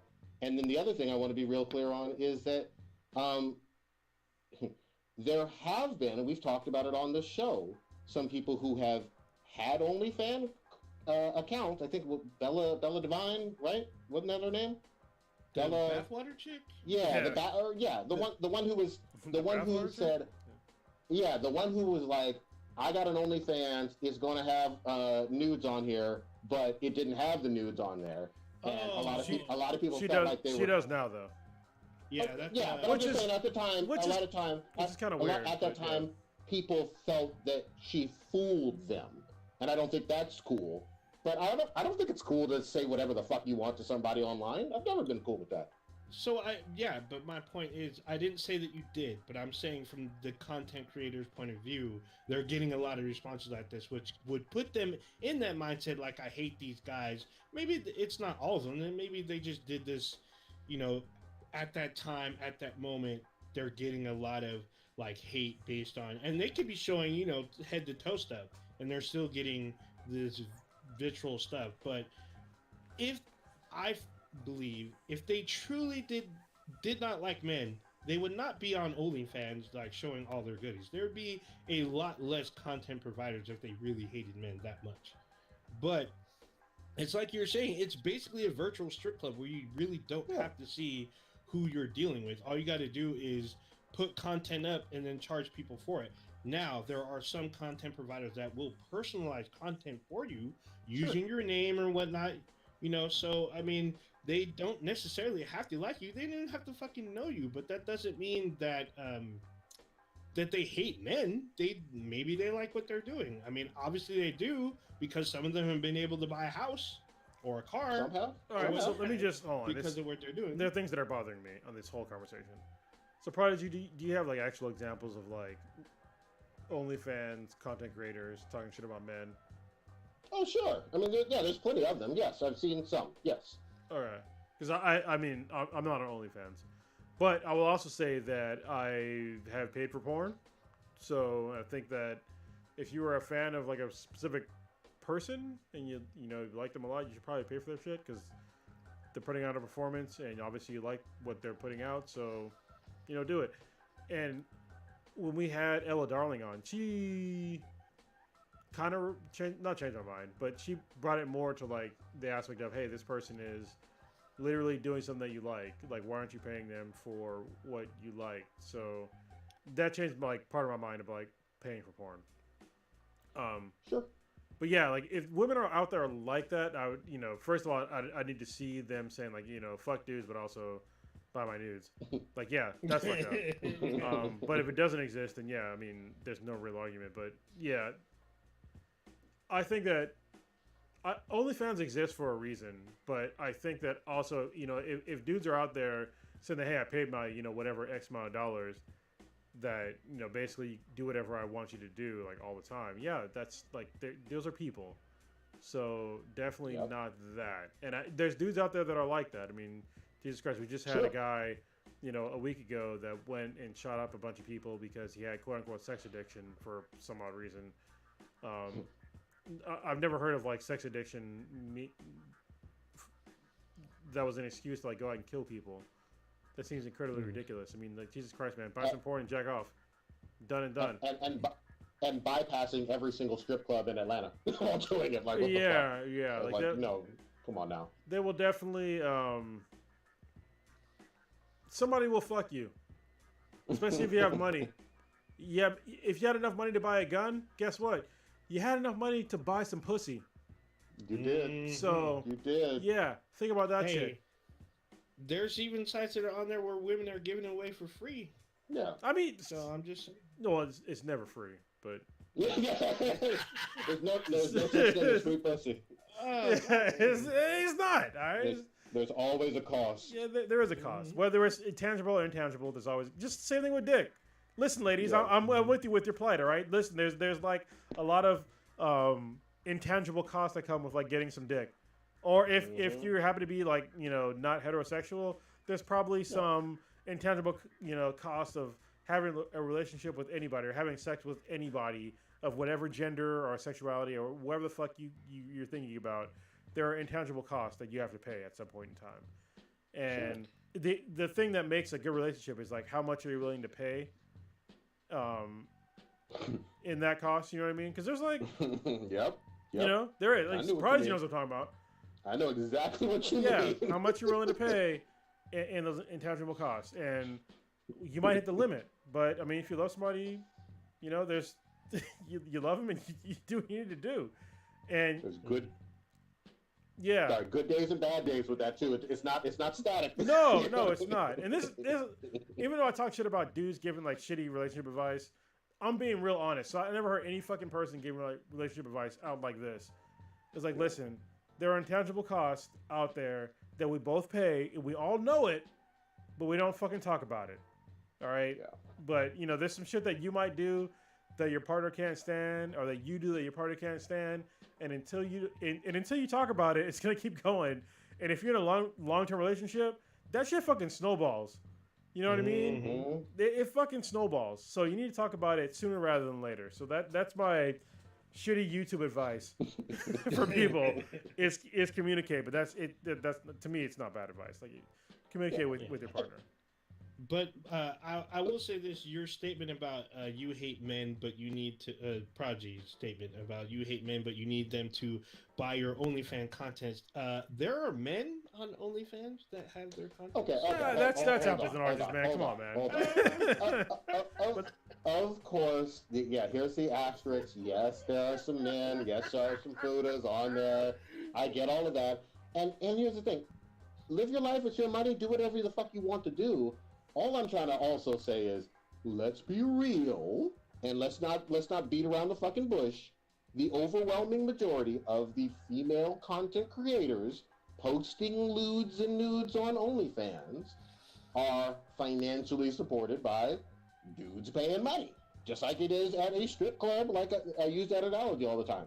That's what pays your fucking shit. Like, you know what I mean? Now, I get it. You may not like all the dudes some of them are rude. I get all that. I truly do. But it's the dudes paying. That's why the OnlyFans exists. Do we need to have Ella back on here to like give levity or to like actually understand? Because I feel like, honestly, probably all of us on the podcast right now are speaking from a non-educated aspect of the industry. Oh yeah, for sure. Because So- none of us, by our own admittance, none of us have an OnlyFans account. None of us pay for any of that content. Not and yet that we specific. chose- Not that specific site. No. Yeah, no. Yeah. But I can't speak Ju- for Stitch or Blue. I mean, maybe they have one on the DL. Hold on, just to be clear though, I don't want to have a misconception out there. Of course I've paid for porn. Of course I've paid for strip clubs. Of course I've paid for DVDs and Blu-rays and whatnot. I'm about to buy Interspecies Reviewers probably tonight, you know what I mean, on Blu-ray. So, I'm not so fucking cheap. Like Prodigy doesn't ever support any fucking porn. Nah, motherfucker, I fucking do. I'm just saying, in my unscientific opinion, it seems to me like when I talk to people who do pay and who do create, it seems like it's very skewed with men paying for female creators. Well, if I'm wrong on that, no, if I'm wrong on that, I'm wrong. I have no doubt about that, but I would like to have her. Let's just do it. Let's have her back on to talk about this specific subject. Sure. And it'd be like, hey, are guys? Do you actually? Fuck, I don't know. I don't even know if you want to talk about it. Yeah, we'll word it up Because Stitch had some thoughts on this as well. So we can brainstorm about this and get her on here, so we'll have like plenty of content to ask her about. So It's a great subject. Yeah, because she's like my go-to person when it comes to porn, right? Because oh, There of you course. she's cool as fuck. She's very smart. Not that nobody in porn is smart, but I know her we know her personally. Like we got to meet Yeah. her and Yeah. have drinks with her and shit like that. So, which is random, by the way, totally fucking random. The fact that Mhm. we got to hang out with her, Mhm. we definitely feel appreciation towards even knowing her. But yeah, anytime we Yeah. have to come with like these porn things like this, anyway, I like to have her opinion on it to see like what it's actually like from like an actual porn content creator. Yeah, What it's like. And if she or others confirm, hey, you're way off. It's it's 90% lesbian women favor. Okay, then I will be wrong, and I'll admit it, and I'll move on. Well, it's not just But- hold on. I think to be honest, man, with you, is that you're kind of skirting like what Oninja was talking about. Okay, I'm sorry. Well, then what is it? What he's talking, you made statements of, basically like women that have OnlyFans accounts that are talking about like fuck all men, but also give me your money. That's what he was saying before. Yeah, but I also mentioned that I've seen that directly from them. Yeah, So- well, that's why I want to have Ella Darling on to see like, is that really prevalent? That's what I'm talking about. Like, is that like Okay. maybe what you're seeing, it might be skewed one way or the other. I don't know. Maybe it could be more, it could be less. But I'd like to have her opinion on people that, but also it gets them like a thing of like, I don't want to fuck with her money. So Mhm. There you if go. she confirms that it is on Prodigy's side, maybe we could just have like a private conversation. Yeah. Possibly, Yeah, yeah. I there mean, you go. for sure. I mean, also, I've seen an article recently about the emergence or the surge in OnlyFans from last year, and if the numbers are like as far as content creators are huge, like if you have 10,000 content creators versus 100,000 content creator, I think it's hard to say out of like 100% or even 90% of female content creators out of 100,000 people hate men. That's kind of Oh yeah, and just to be very clear, because you did quote me, never once did I say, "Oh, all women say this." I never said that. it's implied by your statement. Oh, come on, man. You use direct quotes, and now you talk about I it. did. I I'm did done. use good. We going to Zack Snyder. Come on. Oh Jesus. So 2017, we had the theatrical release of the DCEU movie. Who? This one was pretty much almost universally like mid to hated on. Whedon jumped in there mid-production. We know Zach had a family emergency with his daughter dying. So, nobody wished him ill will based on that. He left the project. We had the theatrical release. It was pretty much a hot mess from almost everybody's opinion. On Thursday night, after literally years of a whole bunch of real rabid hardcore Snyder fans, which I've never been one, HBO Max dropped a Zack Snyder 4-hour production of Justice League, and it's a lot of new material. Let's start with that. Old Ninja, get in here. I know you've seen this. First of all, did you enjoy it, and do you have any highlights from a differential standpoint? Because everybody's going to, of course, compare it to the theatrical one from 17. Before I go into it, I think Cronus, you haven't seen this. Is that correct? No, I have not. I mean, you can spoil it if you want, but it doesn't fucking matter to me. Keep going. I'll watch it eventually. I'll get up in a minute, I guess, take a piss, but. Yeah, that's fine. So I mean, the movie is in 6 or 7 parts, so you can like take breaks. So it gives you a perfect spots where you can stop, leave, do what you got to do, go to work or whatever, and then come back and pick up where you left off. I sat and watched the whole thing in one sitting. I had food and my drink and just sat there and just went at it. Obviously, a 4-hour film is going to be different from a 2.5-hour film or 2-hour film or whatnot. There was definitely huge differences between the theatrical version and the Snyder cut. The Snyder cut is an R-rated film. Yep. It's also shown in a different aspect, and there's a disclaimer when you start the film about why that is, and it starts your journey like that. And I will say, just really quickly overall, the tone of the film is way different than the 2017 one. I felt like the story was definitely fleshed out. I felt like this was probably why Ray Fisher was super upset, is because his whole storyline was basically cut out of the 2017 one. It was super condensed, whereas this one, he actually mattered. Like, we got like backstory on him. We got pretty much his origin story. We got his story in here. We got more about the Flash in this. We see Iris. I guess a lot of people don't understand that woman he saves in the car was Iris. Well, she will be Iris West. I forget her maiden name. It's something else, but yeah, it was super different. I think the one who actually kind of not nerfed, but like got less screen time was Superman himself. You probably see him the least out of this whole film. There's obviously super extended scenes, like the Amazon scene from the original is way condensed versus this one. There's a huge sequence in Themyscira. There's huge stuff. We got to get to the lore of the mother boxes as well, the history of them. That scene that we saw in 2017 where, you know, they show the past was way more fleshed out in this one. A lot more moving parts. Overall, I enjoyed it, actually. This was definitely an improvement for me over the 2017 one. I went in with low expectations. I expected this to be more like incoherent stuff, just a bunch of like lens flares and more fighting or whatnot, but there was more story content. There was a lot of content that, you know, brought, I think, more depth. It wasn't as humorous as the 2017 one. I felt like there was a lot more urgency, a lot more seriousness. There was, you know,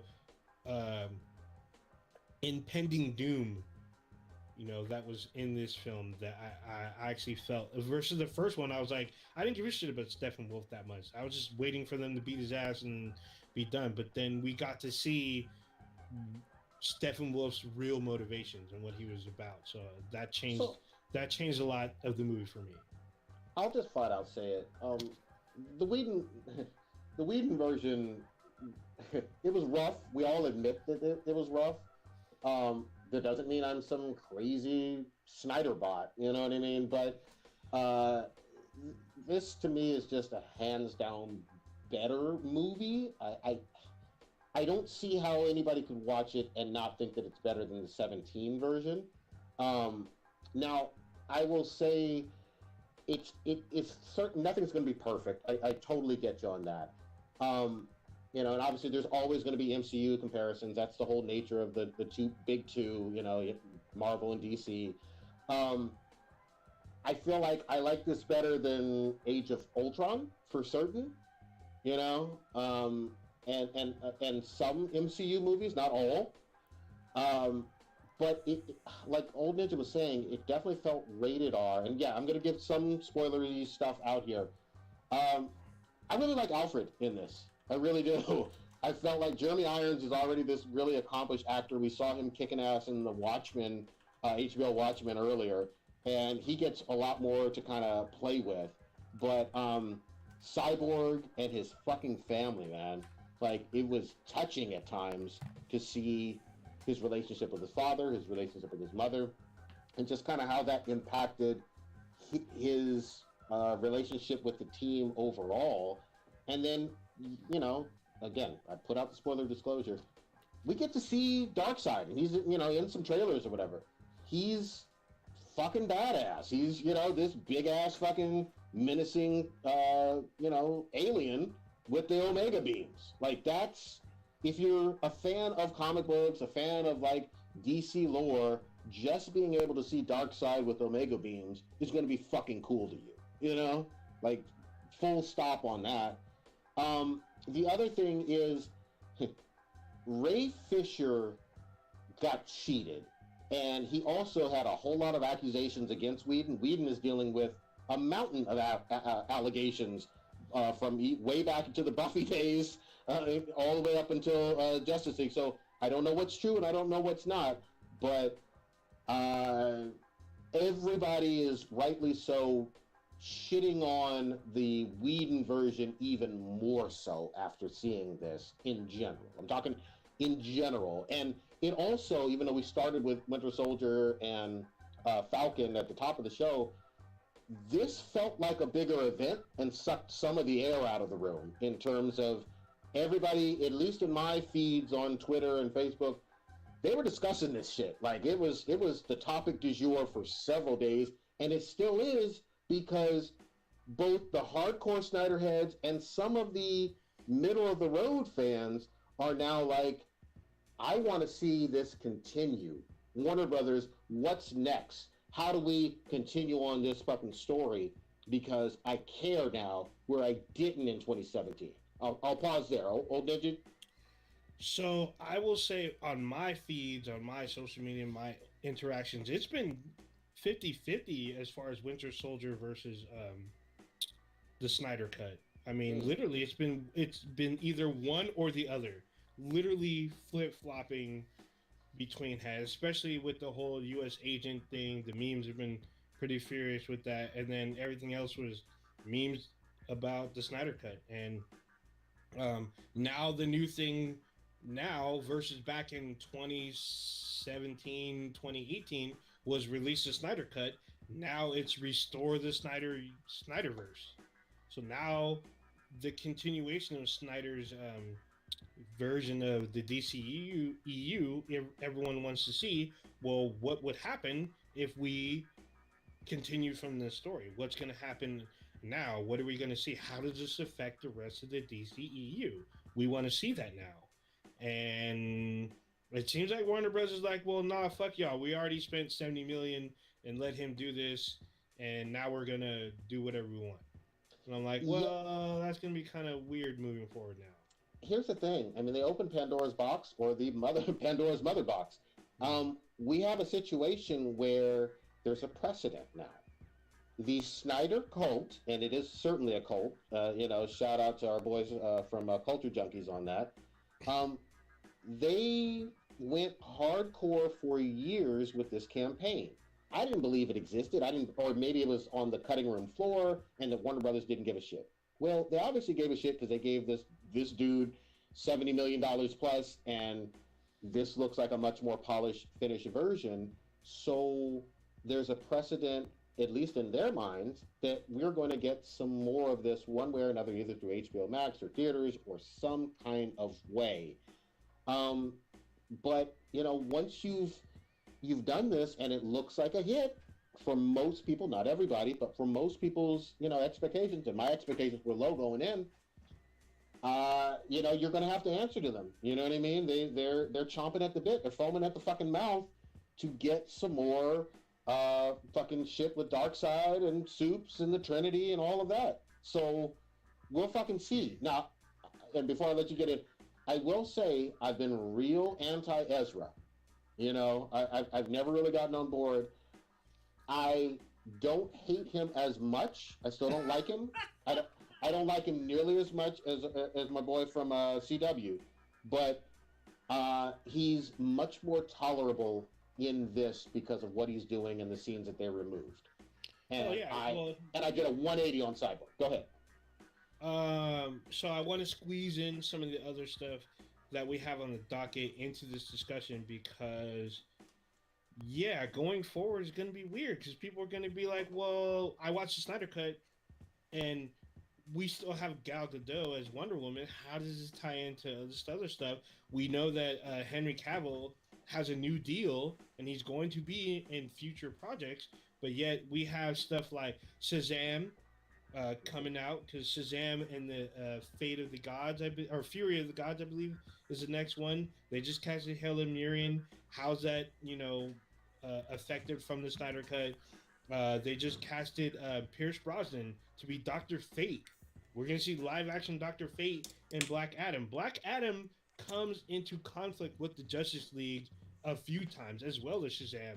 So how does that um, percolate down after the Snyder Cut? How does this weave into it? Are they going to just fucking ignore everybody now and just not just like acknowledge that these heroes are, you know, here before them? And are they going to interact? Are they going to help out? Any of that kind of stuff? Is there any of that going to happen now? Here's the bigger thing, like, and you mentioned great DC projects that we don't know. They're question marks. I think the bigger one though is this Batman movie without Ben Affleck, you know, and how that plays in, because this is certainly setting up a Ben Affleck Batman movie. I got the sense of that, you know, with Deathstroke at some point. I don't know if that's going to happen, and maybe that's in the future, and this one is in, you know, the early days of Batman, and so maybe you can certainly have both. I don't know which Joker, you know, is going to be the premier Joker for DC right now, because you certainly have Joaquin, who won awards and did a $1 billion movie on his own without Batman, and then you have Leto in this, you know, and you know most people shit on his Suicide Squad one, but is he still back in the mix? You know what I mean? There's more questions than answers. Yeah, they kind of. I mean, to be honest, him. Well, not maybe him. This part's not on him. Actually, I'll say that it's not on him. The people that decided to do the DCEU, they fucked up entirely from the get-go. They tried to pull in the fame of the MCU with like trying to build in like this whole like Avenger style movie thing, and they fucked it up like from the jump. I mean, what they should have done is had individual movies about the individual characters, and then made the movie. That would have been the Avengers, you know, formula. But they didn't. They did like one or two, and they half-assed it, and they tried to like jumble the rest in like one movie, and it was fucked up. So if that's what happened to Zack Snyder, then I kind of feel bad for him that he did that, and then his daughter died, so that fucked up even more things. But yeah, I mean, it's not. I need to watch the movie, but you know, even the old movie, the way they wrote them, they just were not really cohesive. They weren't really well done. So we'll see about when I watch like the Zack Snyder cut, but I still feel like, you know, Justice League could have been done better if they would have done individual movies to introduce to you all the characters first, and then have them all come together and then do like a whole movie. But they didn't. So, and they're trying to backtrack now and trying to like do all they can to like make it seem like they're important. But listen, DC has already moved on. We already have a new Batman. We all know this. Like, I don't know why people are pretending like Ben Affleck's gonna still be the next Batman. No, he's not. You know, it's Robert Pattinson. We all know this. The movie's already fucking made. Wonder Woman still there. I know there's gonna be another Aquaman. If they're gonna do another Flash, is it gonna be Ezra, whatever his name is? I don't know. Maybe not. You know, so is it gonna be a Cyborg movie? No, not even announced. So these are things that DC and the DCEU really needs to rectify, you know, going forward with DC movies, and it's going to be a serious issue with them for a long time coming. Like, it's way easier to erase what you fucked up in the past if you let time go on. But what they didn't do, you know, right now, like they just dropped this, you know, this Snyder cut with actors that were in, you know, this movie that are not going to be in the DC universe going forward, and we all know this. So it's like it's going to be really weird for like viewers to like watch these things going forward. Yeah, I think yes and no. I mean, yeah, Momoa's in. Momoa's definitely in. It seems like Gal is in, but you're right. We don't know about Flash. We don't know about Cyborg. Not even Superman. I will say this. There's more. Yeah, we don't know about Cavill for sure. We really don't. I'd say that there is much more interest in Cyborg than there ever was after this, and I think there's slightly more interest even in Ezra's Flash than there was prior. But you still have to. The proof's in the pudding. You still have to make movies. You know what I mean? You still have to actually, you know, get it together and get that on fucking screen. And then the other thing in the mix is we're getting a sequel by James Gunn, who we all like the Guardians of the Galaxy movie, and he did 2 of them. He's doing Suicide Squad, so maybe that's a whole rebooted 180 that will look better. Because again, I like Gunn as a director in general, but how that fits in, more questions than fucking answers. Yeah, it's just all I can do is take it at face value for this as a standalone entity for now. Yeah, it's just for the DCU, it's really messy for them right now, and it's a shame because in the comics they're doing really well in the comics right now, even though I'm basically a month fucking behind in my comics. But even with my issues with Future State, with having like me paying for extra comics in a comic, like it's fucking bullshit. But the Future State stuff is pretty good. I know they're gonna get back to like their main storylines soon, probably already because I'm a month behind. But they're definitely doing a better job than most Marvel comics as far as like DC Comics goes. But they've been consistently fucking it up for the past 10 plus years with their movies, and the proof is in the pudding. Look at the sales when it comes to Marvel movies versus DC movies. And they're like, oh, what about the animated universe? Animated universe doesn't make fucking shit in dollars. Yeah, they're great movies. I'm with you there. But nobody's fucking nerds like us. We watch them. But the vast majority of people, they're not watching them because they're not theatrical releases. Nope. Yes, they're good, but nobody's fucking. They're not getting anywhere near the amount of money as like an Avengers or an Endgame or even a goddamn. Fucking what? I'm trying to think of like the worst or the least selling MCU movie out there. They're nowhere near that. A lot of them are making north of Ant-Man monies. Maybe Ant-Man money. That's what I was thinking. Ant-Man, yeah. But if they're making Ant-Man money, I'd be surprised because there's no theatrical release. It's all home video. So. Oh yeah. You start talking about animated. But yeah. There's a lot of DC lore in this one. We get additional Justice Leaguers. There's a lot going on in terms of it's a cliche word, but some of the world building that I really didn't expect, but I didn't know what to expect. I went in with low fucking expectations. Again, I was actually impressed with this one. It was okay. I would have to say the upper echelon of for the DCEU. The DCEU movies, and it felt like a better version of like the Ultimate Edition of the Beavis, but with more going on, more meat to it in a lot of ways. Oh, did you have any final thoughts on this one? Yeah, just really quickly to piggyback on it. Yeah, there was definitely like you can kind of tell like the new stuff, especially with Willem Dafoe. Because, like, what the fuck is he doing in this? And then I see what he did. He better connected this to Aquaman, 2018's Aquaman. All those, like, new scenes kind of answered a bunch of questions that people had. Like, why is he not wearing his mother's stuff? What's going on with this? And I thought he was in Atlantis in the 2017 Justice League and all that's no. And it explains to you why. Like, you see these scenes about why these things happen, and it explains better it's like a prologue to Aquaman. Mm-hmm. So you see that like you say, we see other Justice Leaguers, like their introduction per se, or what they're going to potentially become later on, and I felt like this cleaned up a lot of stuff for me, and I went in with low expectations too, and I felt like this explained a lot more to me. This set up a lot more for the rest of the universe, the rest of the DCEU, because I'm like, okay, this is the jump off I was expecting or wanted, and this gave me that. I'm like, oh, I get it now this makes more sense. Now I can see these other films like Shazam, potentially Dr. Fate, if they do Zatanna, which is supposed to be coming out, they're supposed to start filming soon. All these other projects can literally jump off from this project, and we're probably not going to get that.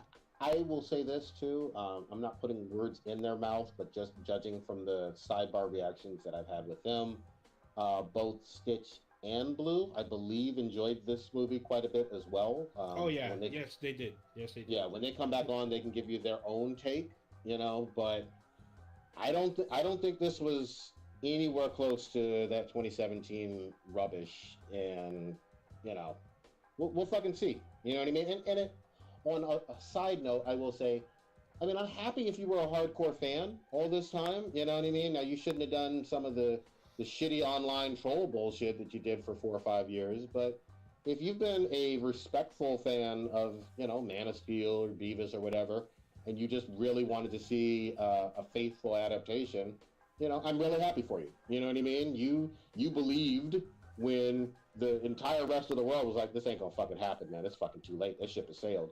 And, Warner Brothers threw you a fucking bone. So enjoy your fucking flowers or whatever. And, everything else from now on is up in the fucking air. We will goddamn see. Yeah, it's like Raylo all over again. Yeah, exactly. The Raylo shippers were right. Yeah. All right. So I have a question for Old Ninja. You had, I'm pretty sure it's you because you're the only person on here that plays the fucking Xbox. You fucking caveman. Oh. But anyway, you What played Outriders on the Xbox? No. So,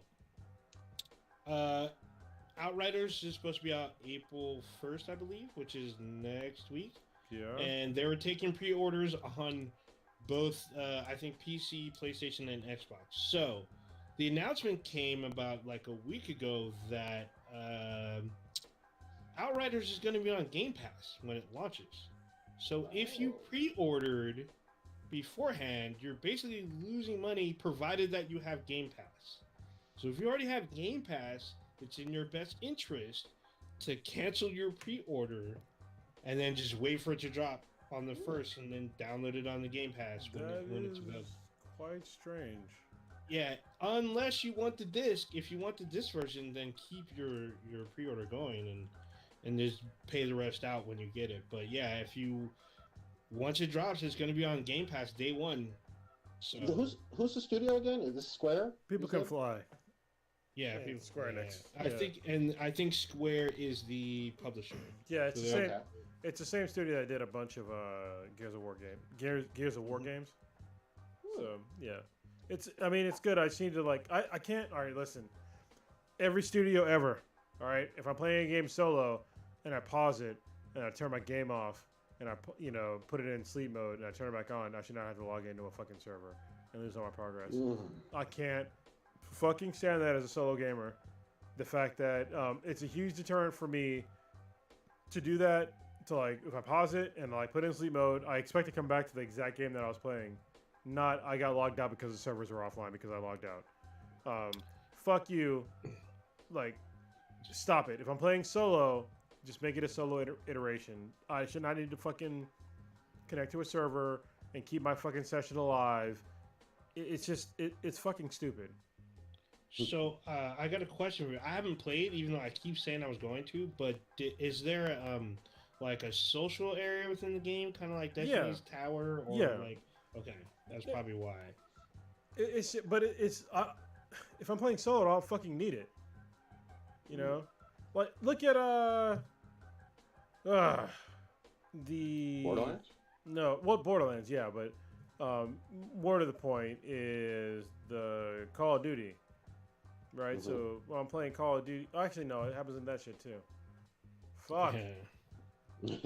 But that's not story driven. When I'm playing, if I'm playing Call of Duty the campaign, I can pause it and turn the game off and then come back on.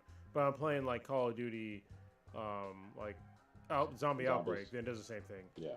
But it's listen, if I'm playing solo, why the fuck do I need an internet connection? Why are you not saving my session in here? It's all just software. There's no people involved. Please stop it. That'd be nice. That'd be nice.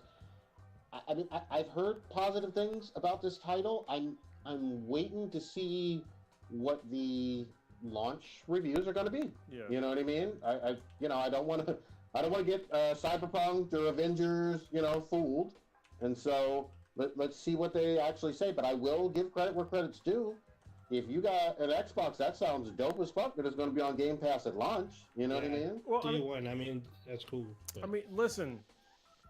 Xbox needs some fucking wins. I talk a lot of shit about Xboxes, a lot of shit. But I own two or three of them. So I mean, like I buy Xboxes, I play them. I've had no reason to buy Xbox One because There's there's Series X. the Series X. Yeah, because The new one. I have an Yeah. Xbox One. Sorry, I definitely have one of those. It's collecting dust in my garage. But I have no reason to buy the Xbox Series X right now because there's no fucking games. There's none that I want to play right now. You know, I'll play Halo when it comes out to shit on it later. Love shitting on I Halo. I hate playing them, and I passed pretty much all of them except for like ODST. I don't think I have ODST, but I like to know. Oh wait, you don't have ODST? You never played ODST? I don't think so. I might have. I don't know. But I like to know like what I'm hating on. So I, you know, I have my valid complaints about the Xbox and their whole ecosystem.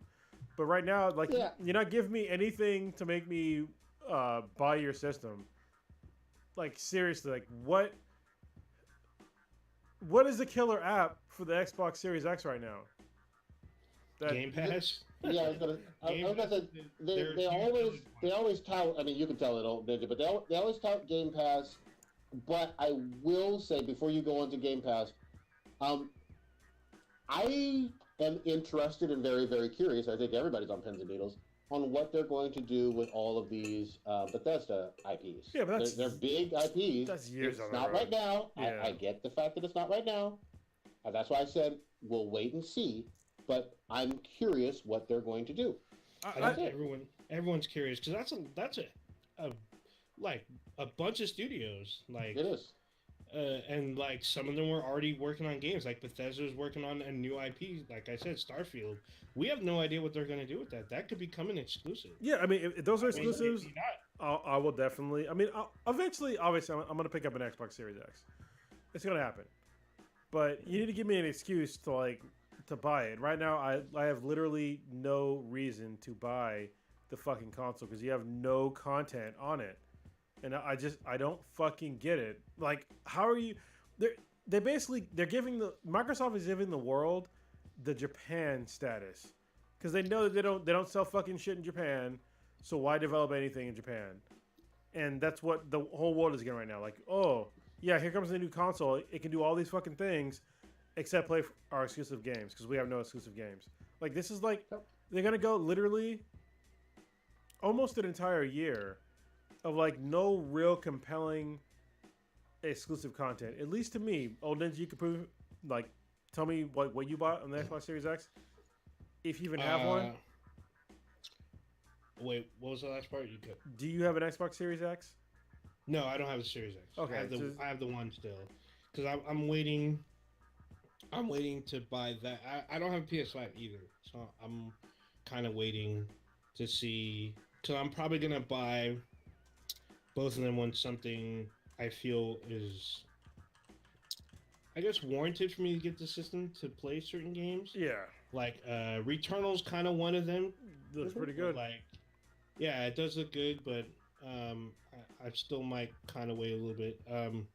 The only game, I mean, you can play it on multiple systems, but I guess it plays the best on the Series X is Gears Tactics. But Tactics is kind of like this turn-based game, and I'm not a huge fan of turn-based games. So, but you can play it on the One as well. So I'm just like, I guess. And if you have a Game Pass, it's available to you, which is great. But Yeah, they just. I don't know. I feel like Microsoft has done like a huge disservice for the Xbox of like releasing a console with like no real exclusives that are coming out within like 6 months of the launch. It's like, what the fuck? It would have been really interesting to me to see, and I didn't get obviously the PS5 at launch, but it would have been interesting to see Spider-Man, Demon Souls, and a few others go up against a polished Halo Infinite. That would have been an interesting kind of dichotomy there. You know what I mean, or matchup. Oh, but listen, it if didn't Halo happen. Infinite if that was a launch title, it would have smashed. Miles Morales and So Demon Souls doesn't even count because it's a fucking remake. Miles Morales is basically like a 10-hour game max.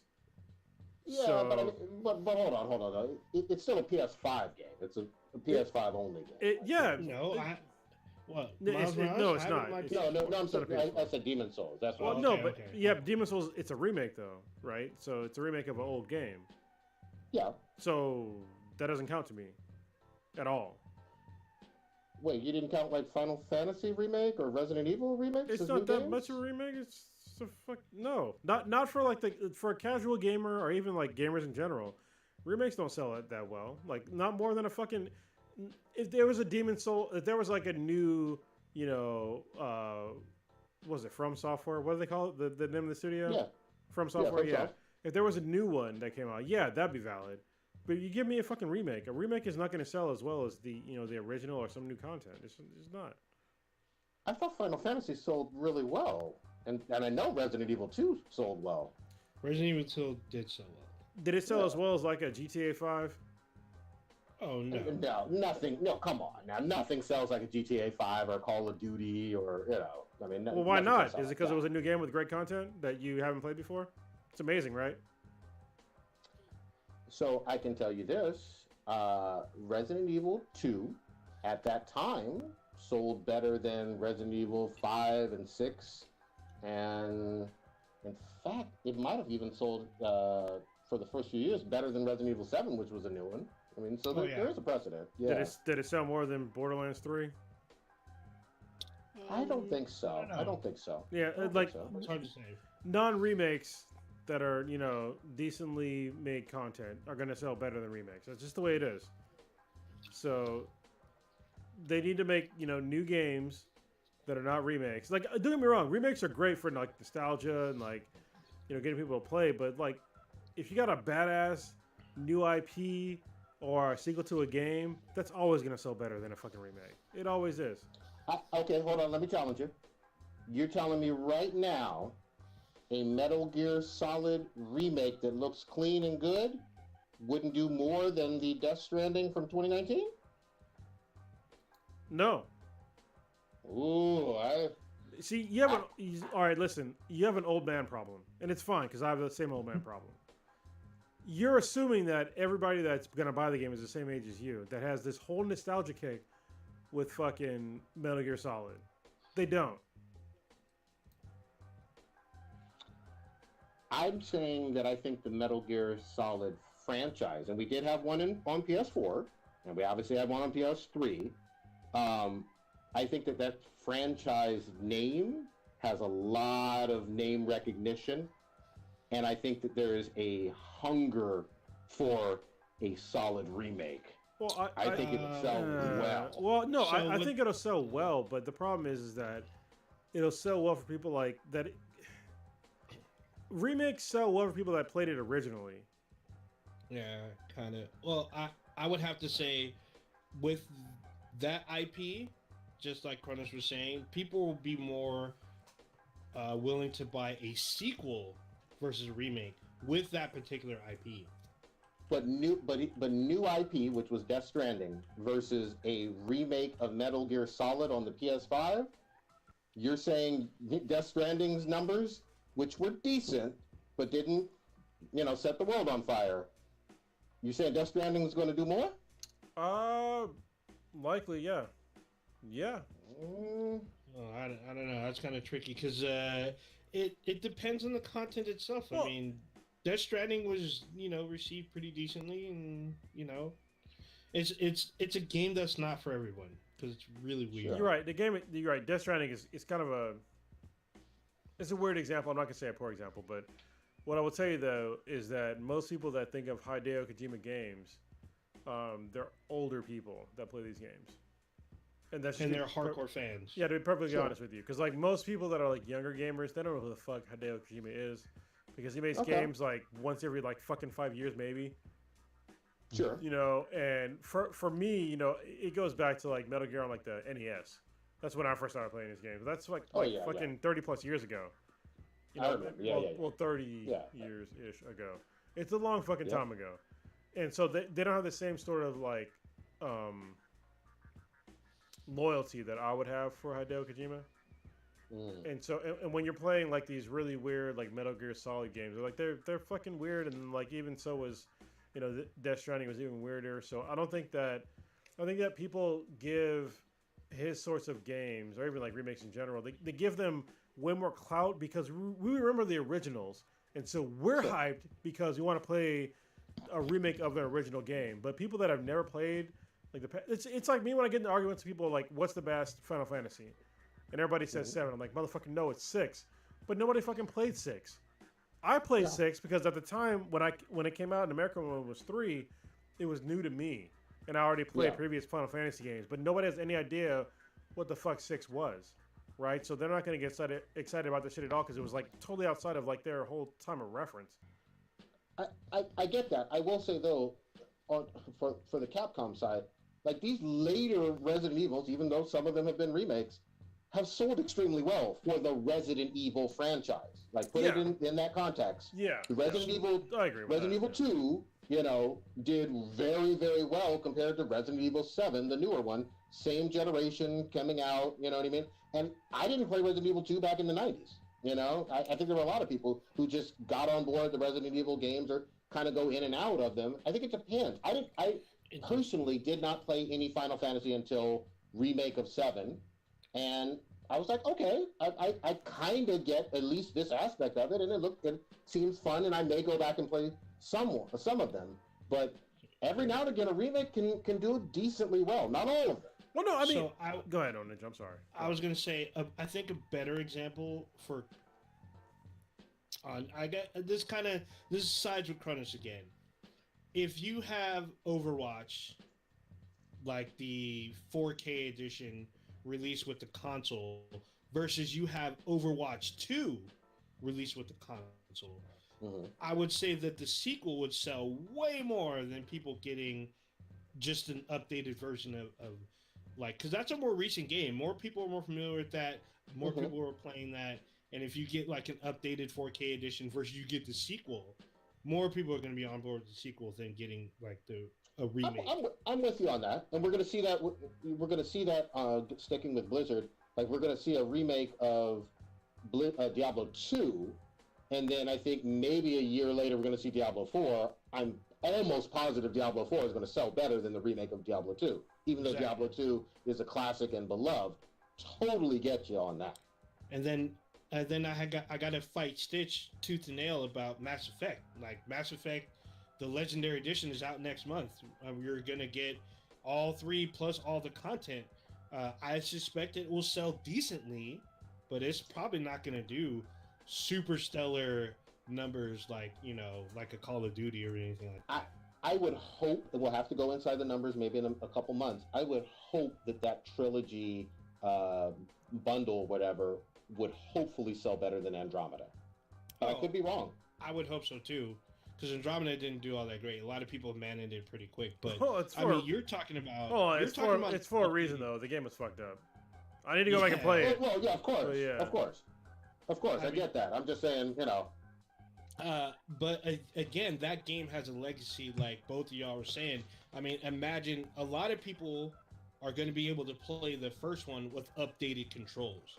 Now, keeping the story from the original and having better combat is appealing to just like a good portion of the Mass Effect community. Yeah, that alone is kind of a selling point for some. Yeah, I mean, the problem that I have of suggesting Mass Effect to anybody is when I was like, okay, Mass Effect is really good, but just get to the first one as fast as possible.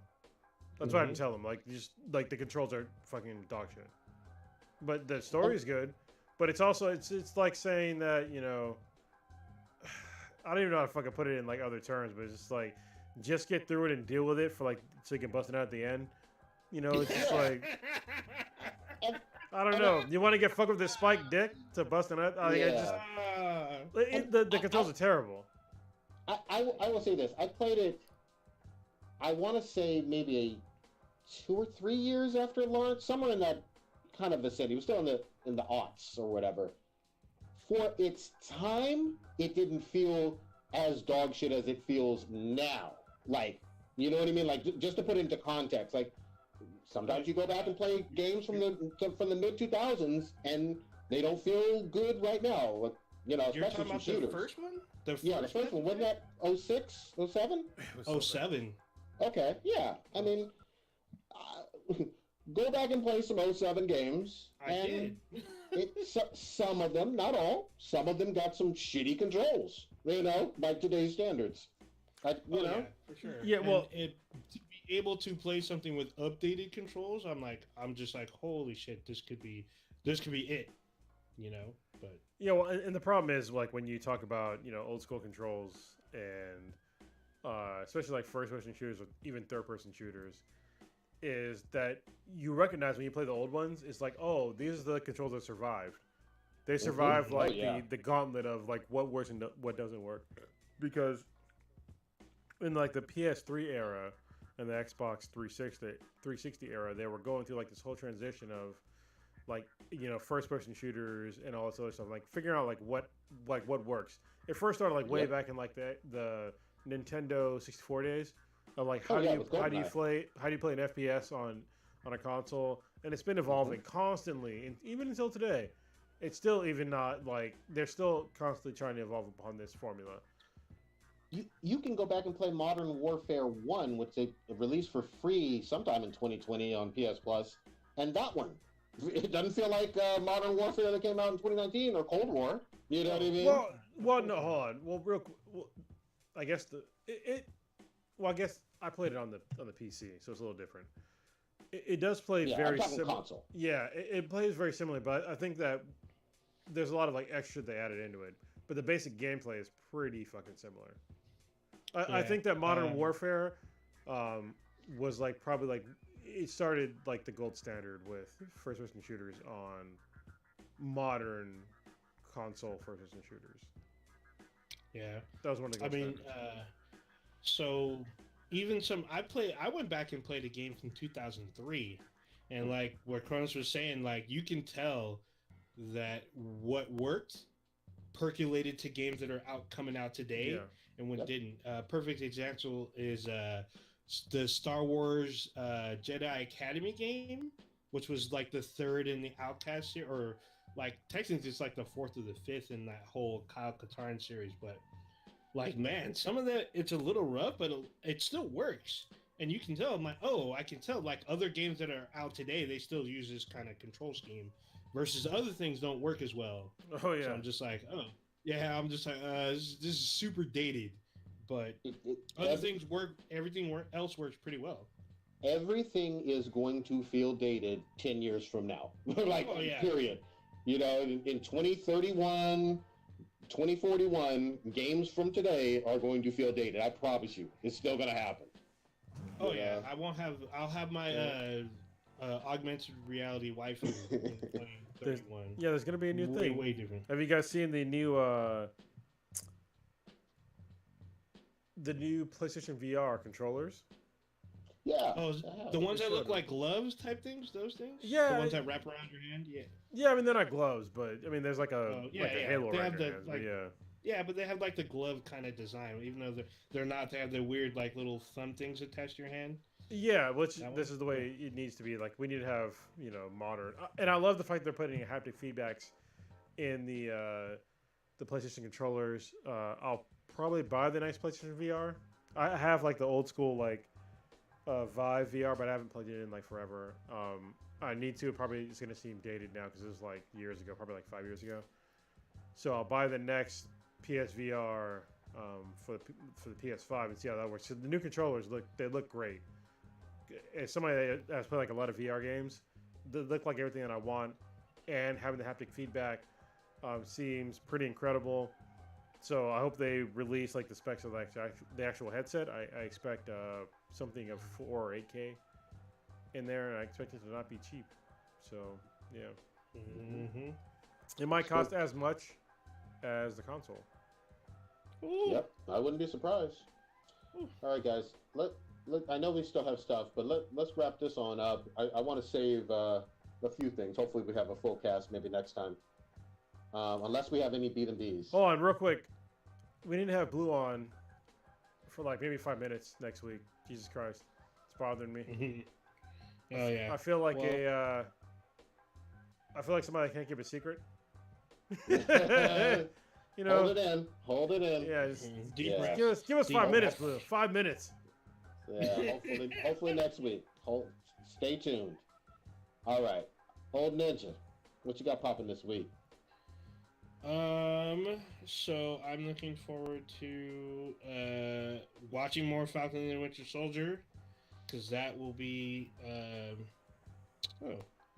that Was will that Friday? be yeah, it'll be Friday, but I'm probably gonna watch it like because I get home late from work, so by the time I get home, I have about an hour to like chill, and then it's like available.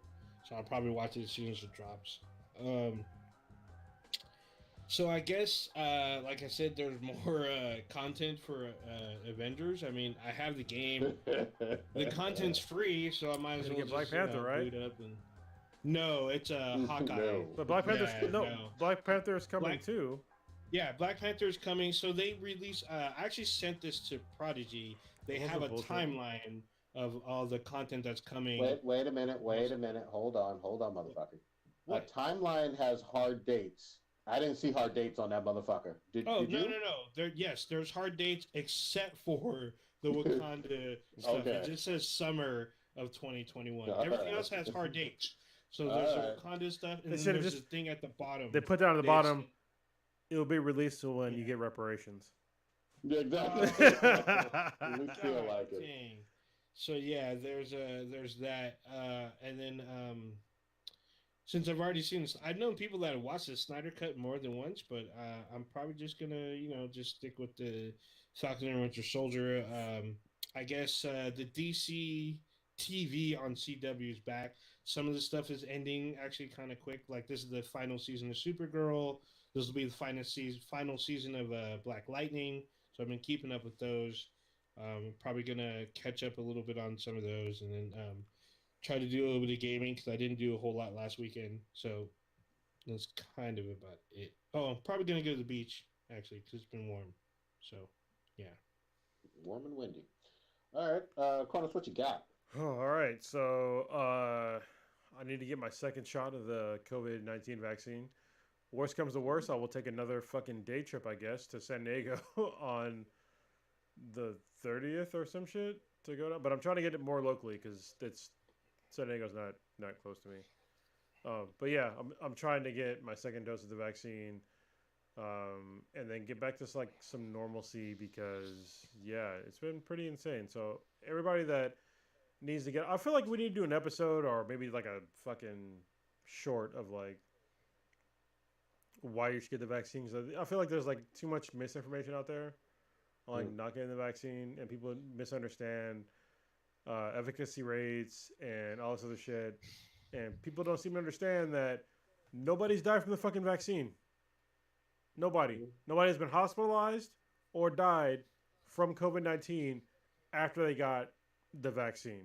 People want to talk about, oh, well, somebody else has gotten COVID after they got the vaccine, but they were not hospitalized and they didn't fucking die. So I think that's a huge deal that needs to be more elevated rather than these stupid ass narratives of like people that understand science and shit like that. But we definitely had 500,000 people die in America from COVID, and nobody's died from the vaccines. Any of them. Nobody's died from them or have been hospitalized after getting any of the vaccines. So people need to fucking calm the fuck down. If you need some confidence on getting the vaccine, I've gotten my first. Prodigy, you've gotten both of them, right? At this point in time? Two. Yeah. He's still alive. He's black. I'm black. We're fucking good. All right? We're not getting fucking syphilis. We're not flying fucking planes. We're fucking fine. If you don't understand what I'm talking about, look up the Tuskegee Airmen. Some history for y'all. But yeah, stop fucking denying science. These vaccines seem to be incredibly effective. There's been no long-term side effects thus far. If it does happen, obviously I'll talk about it if it does happen. But so far, the way that I've seen, like the way it works, if you actually like do the fucking research, they seem incredibly safe. So They're not dick pills. Yeah, they're not dick pills. I can't. Oh damn. I can't think of like in modern medicine, like a vaccine that has literally killed no one with this many doses. Yeah. So somebody the other day was talking about how like I'm a guinea pig for these vaccines. I'm like, motherfucker, there's been 20,000 other people before me that have gotten this. None of them have died. None of them have been hospitalized. How am I the guinea pig? I'm like, the fuck you talking about? Actually, the U.S. has hit over 100 million. There's 100 million shots now? in arms. Okay, yeah. So, like, right now, you'll most likely be fine. So, in the future, maybe you'll be wrong, but, you know, it's the fucking future. I don't fucking know. But right now, we're fine. So, get the fucking vaccine. All right, make sure that that all of us can get back to normal life. All of us, not just the people that are getting the vaccine. Because I don't want to get the vaccine and then get the virus and then my body naturally fights it off and then I give it to you and then you and yours might fucking die because you decided that you wanted to believe somebody that didn't believe in science. So I don't want to accidentally kill somebody because you're fucking dumb. So that's all I got. Don't be fucking dumb. I love it. Before you start, Prodigy, we do have a Bees and BTI question. What? Okay. Yeah, this is from this is on Twitter from XTats. Okay. This is XXTats. The question is my boy Mike. Oh, okay. The question is, what do you think about meta gaming and its effect on basically forcing games to be played a certain way, or with a particular group makeup/gear? You guys can take this one. No, I mean, it is. I think so. XStats Mike. He games pretty much for a living right now, and so for him, like doing the metagaming thing would be more advantageous, right? For him, because people play a certain way, they get certain results. But are you having fun? That's what I get to with games. Like, yeah, you can play a game a certain way, but if you're not having fun, then I don't really give a shit. Like, yeah, I understand though. Like, even like I'll give you the perfect example. When I was playing Overwatch, kind of not a whole lot, but I was playing it like pretty decently. I knew that nobody was playing as Zenyatta. Right, nobody was playing as Zenyatta. Mm-hmm. I'm not. I didn't watch fucking videos on how to play the fucking game. I just knew that this dude played like the way that I wanted to play. But after like I started playing him a lot, I saw that like literally zero people when the game first came out, no professional players were playing as Zenyatta. I don't really give a fuck. I just want to have fun and play the fucking game. So I think that if you want to get in like the meta aspect, but it's shaping the way that you would normally play, then is it fun?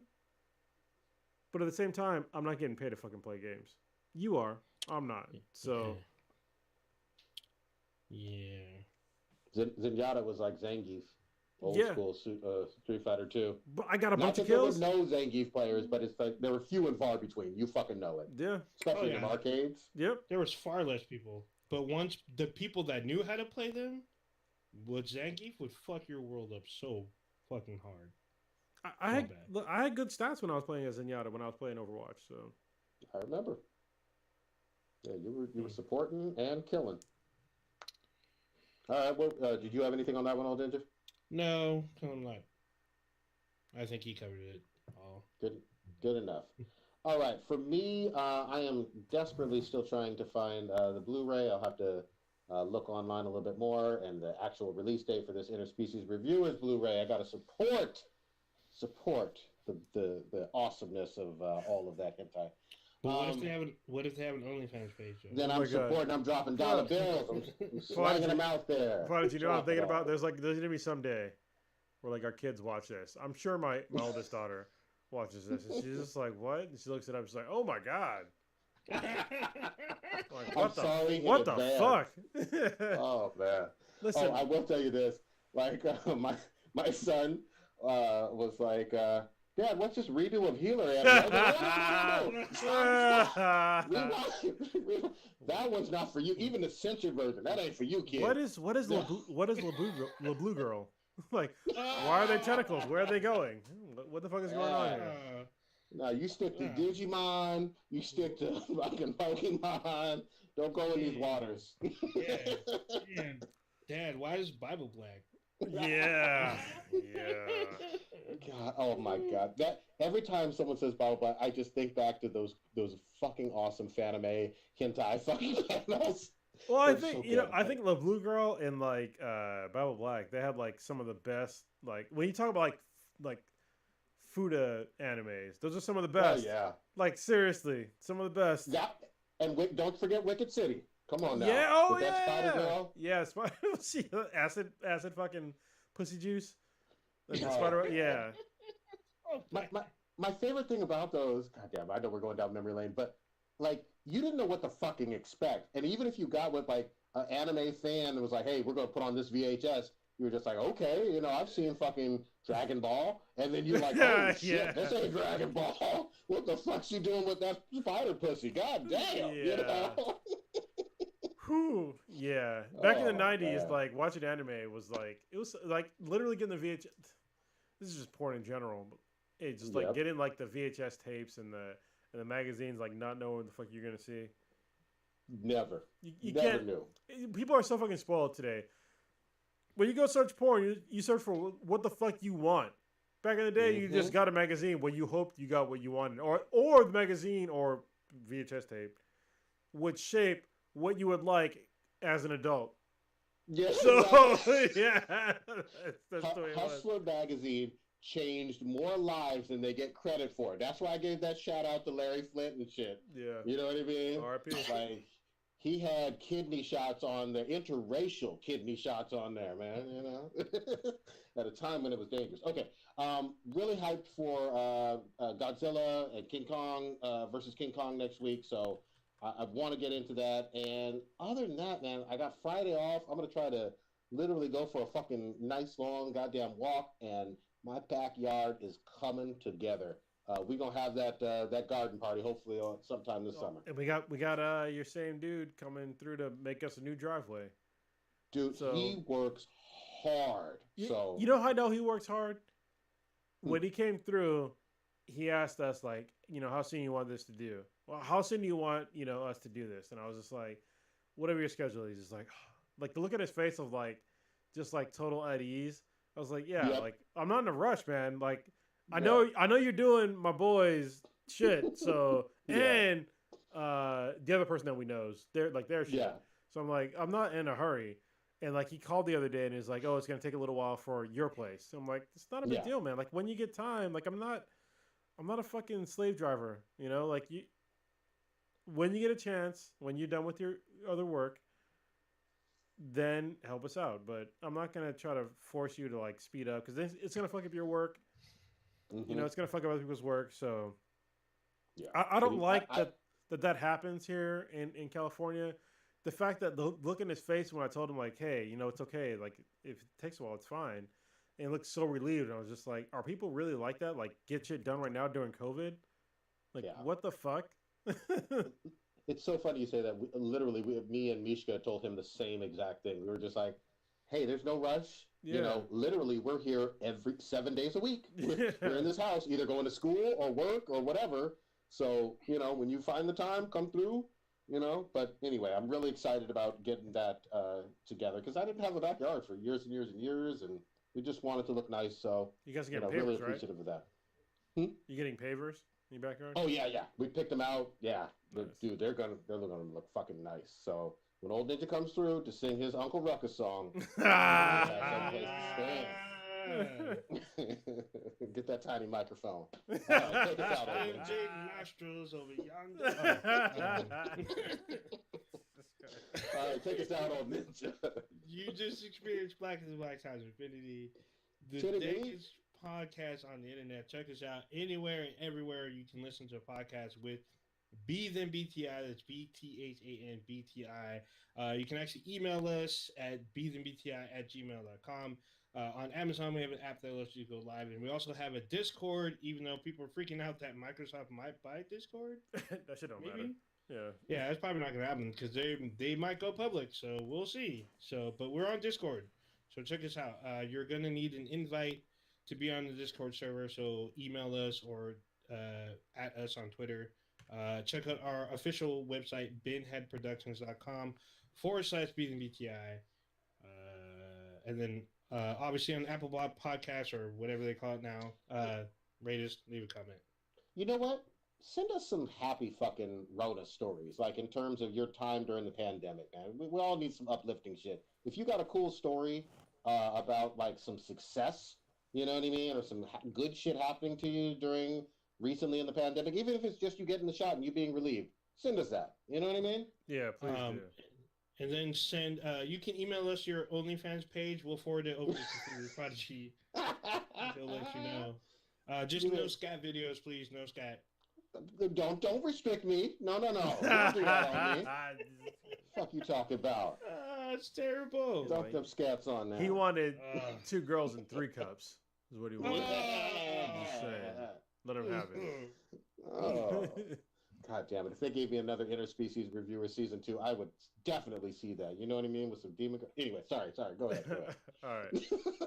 Well, are we going to end it now? Please? Yes, we are going to end it. Disgusting old motherfuckers. I'm just saying. All right, y'all. Thank you for watching. Jeez. We're out the space.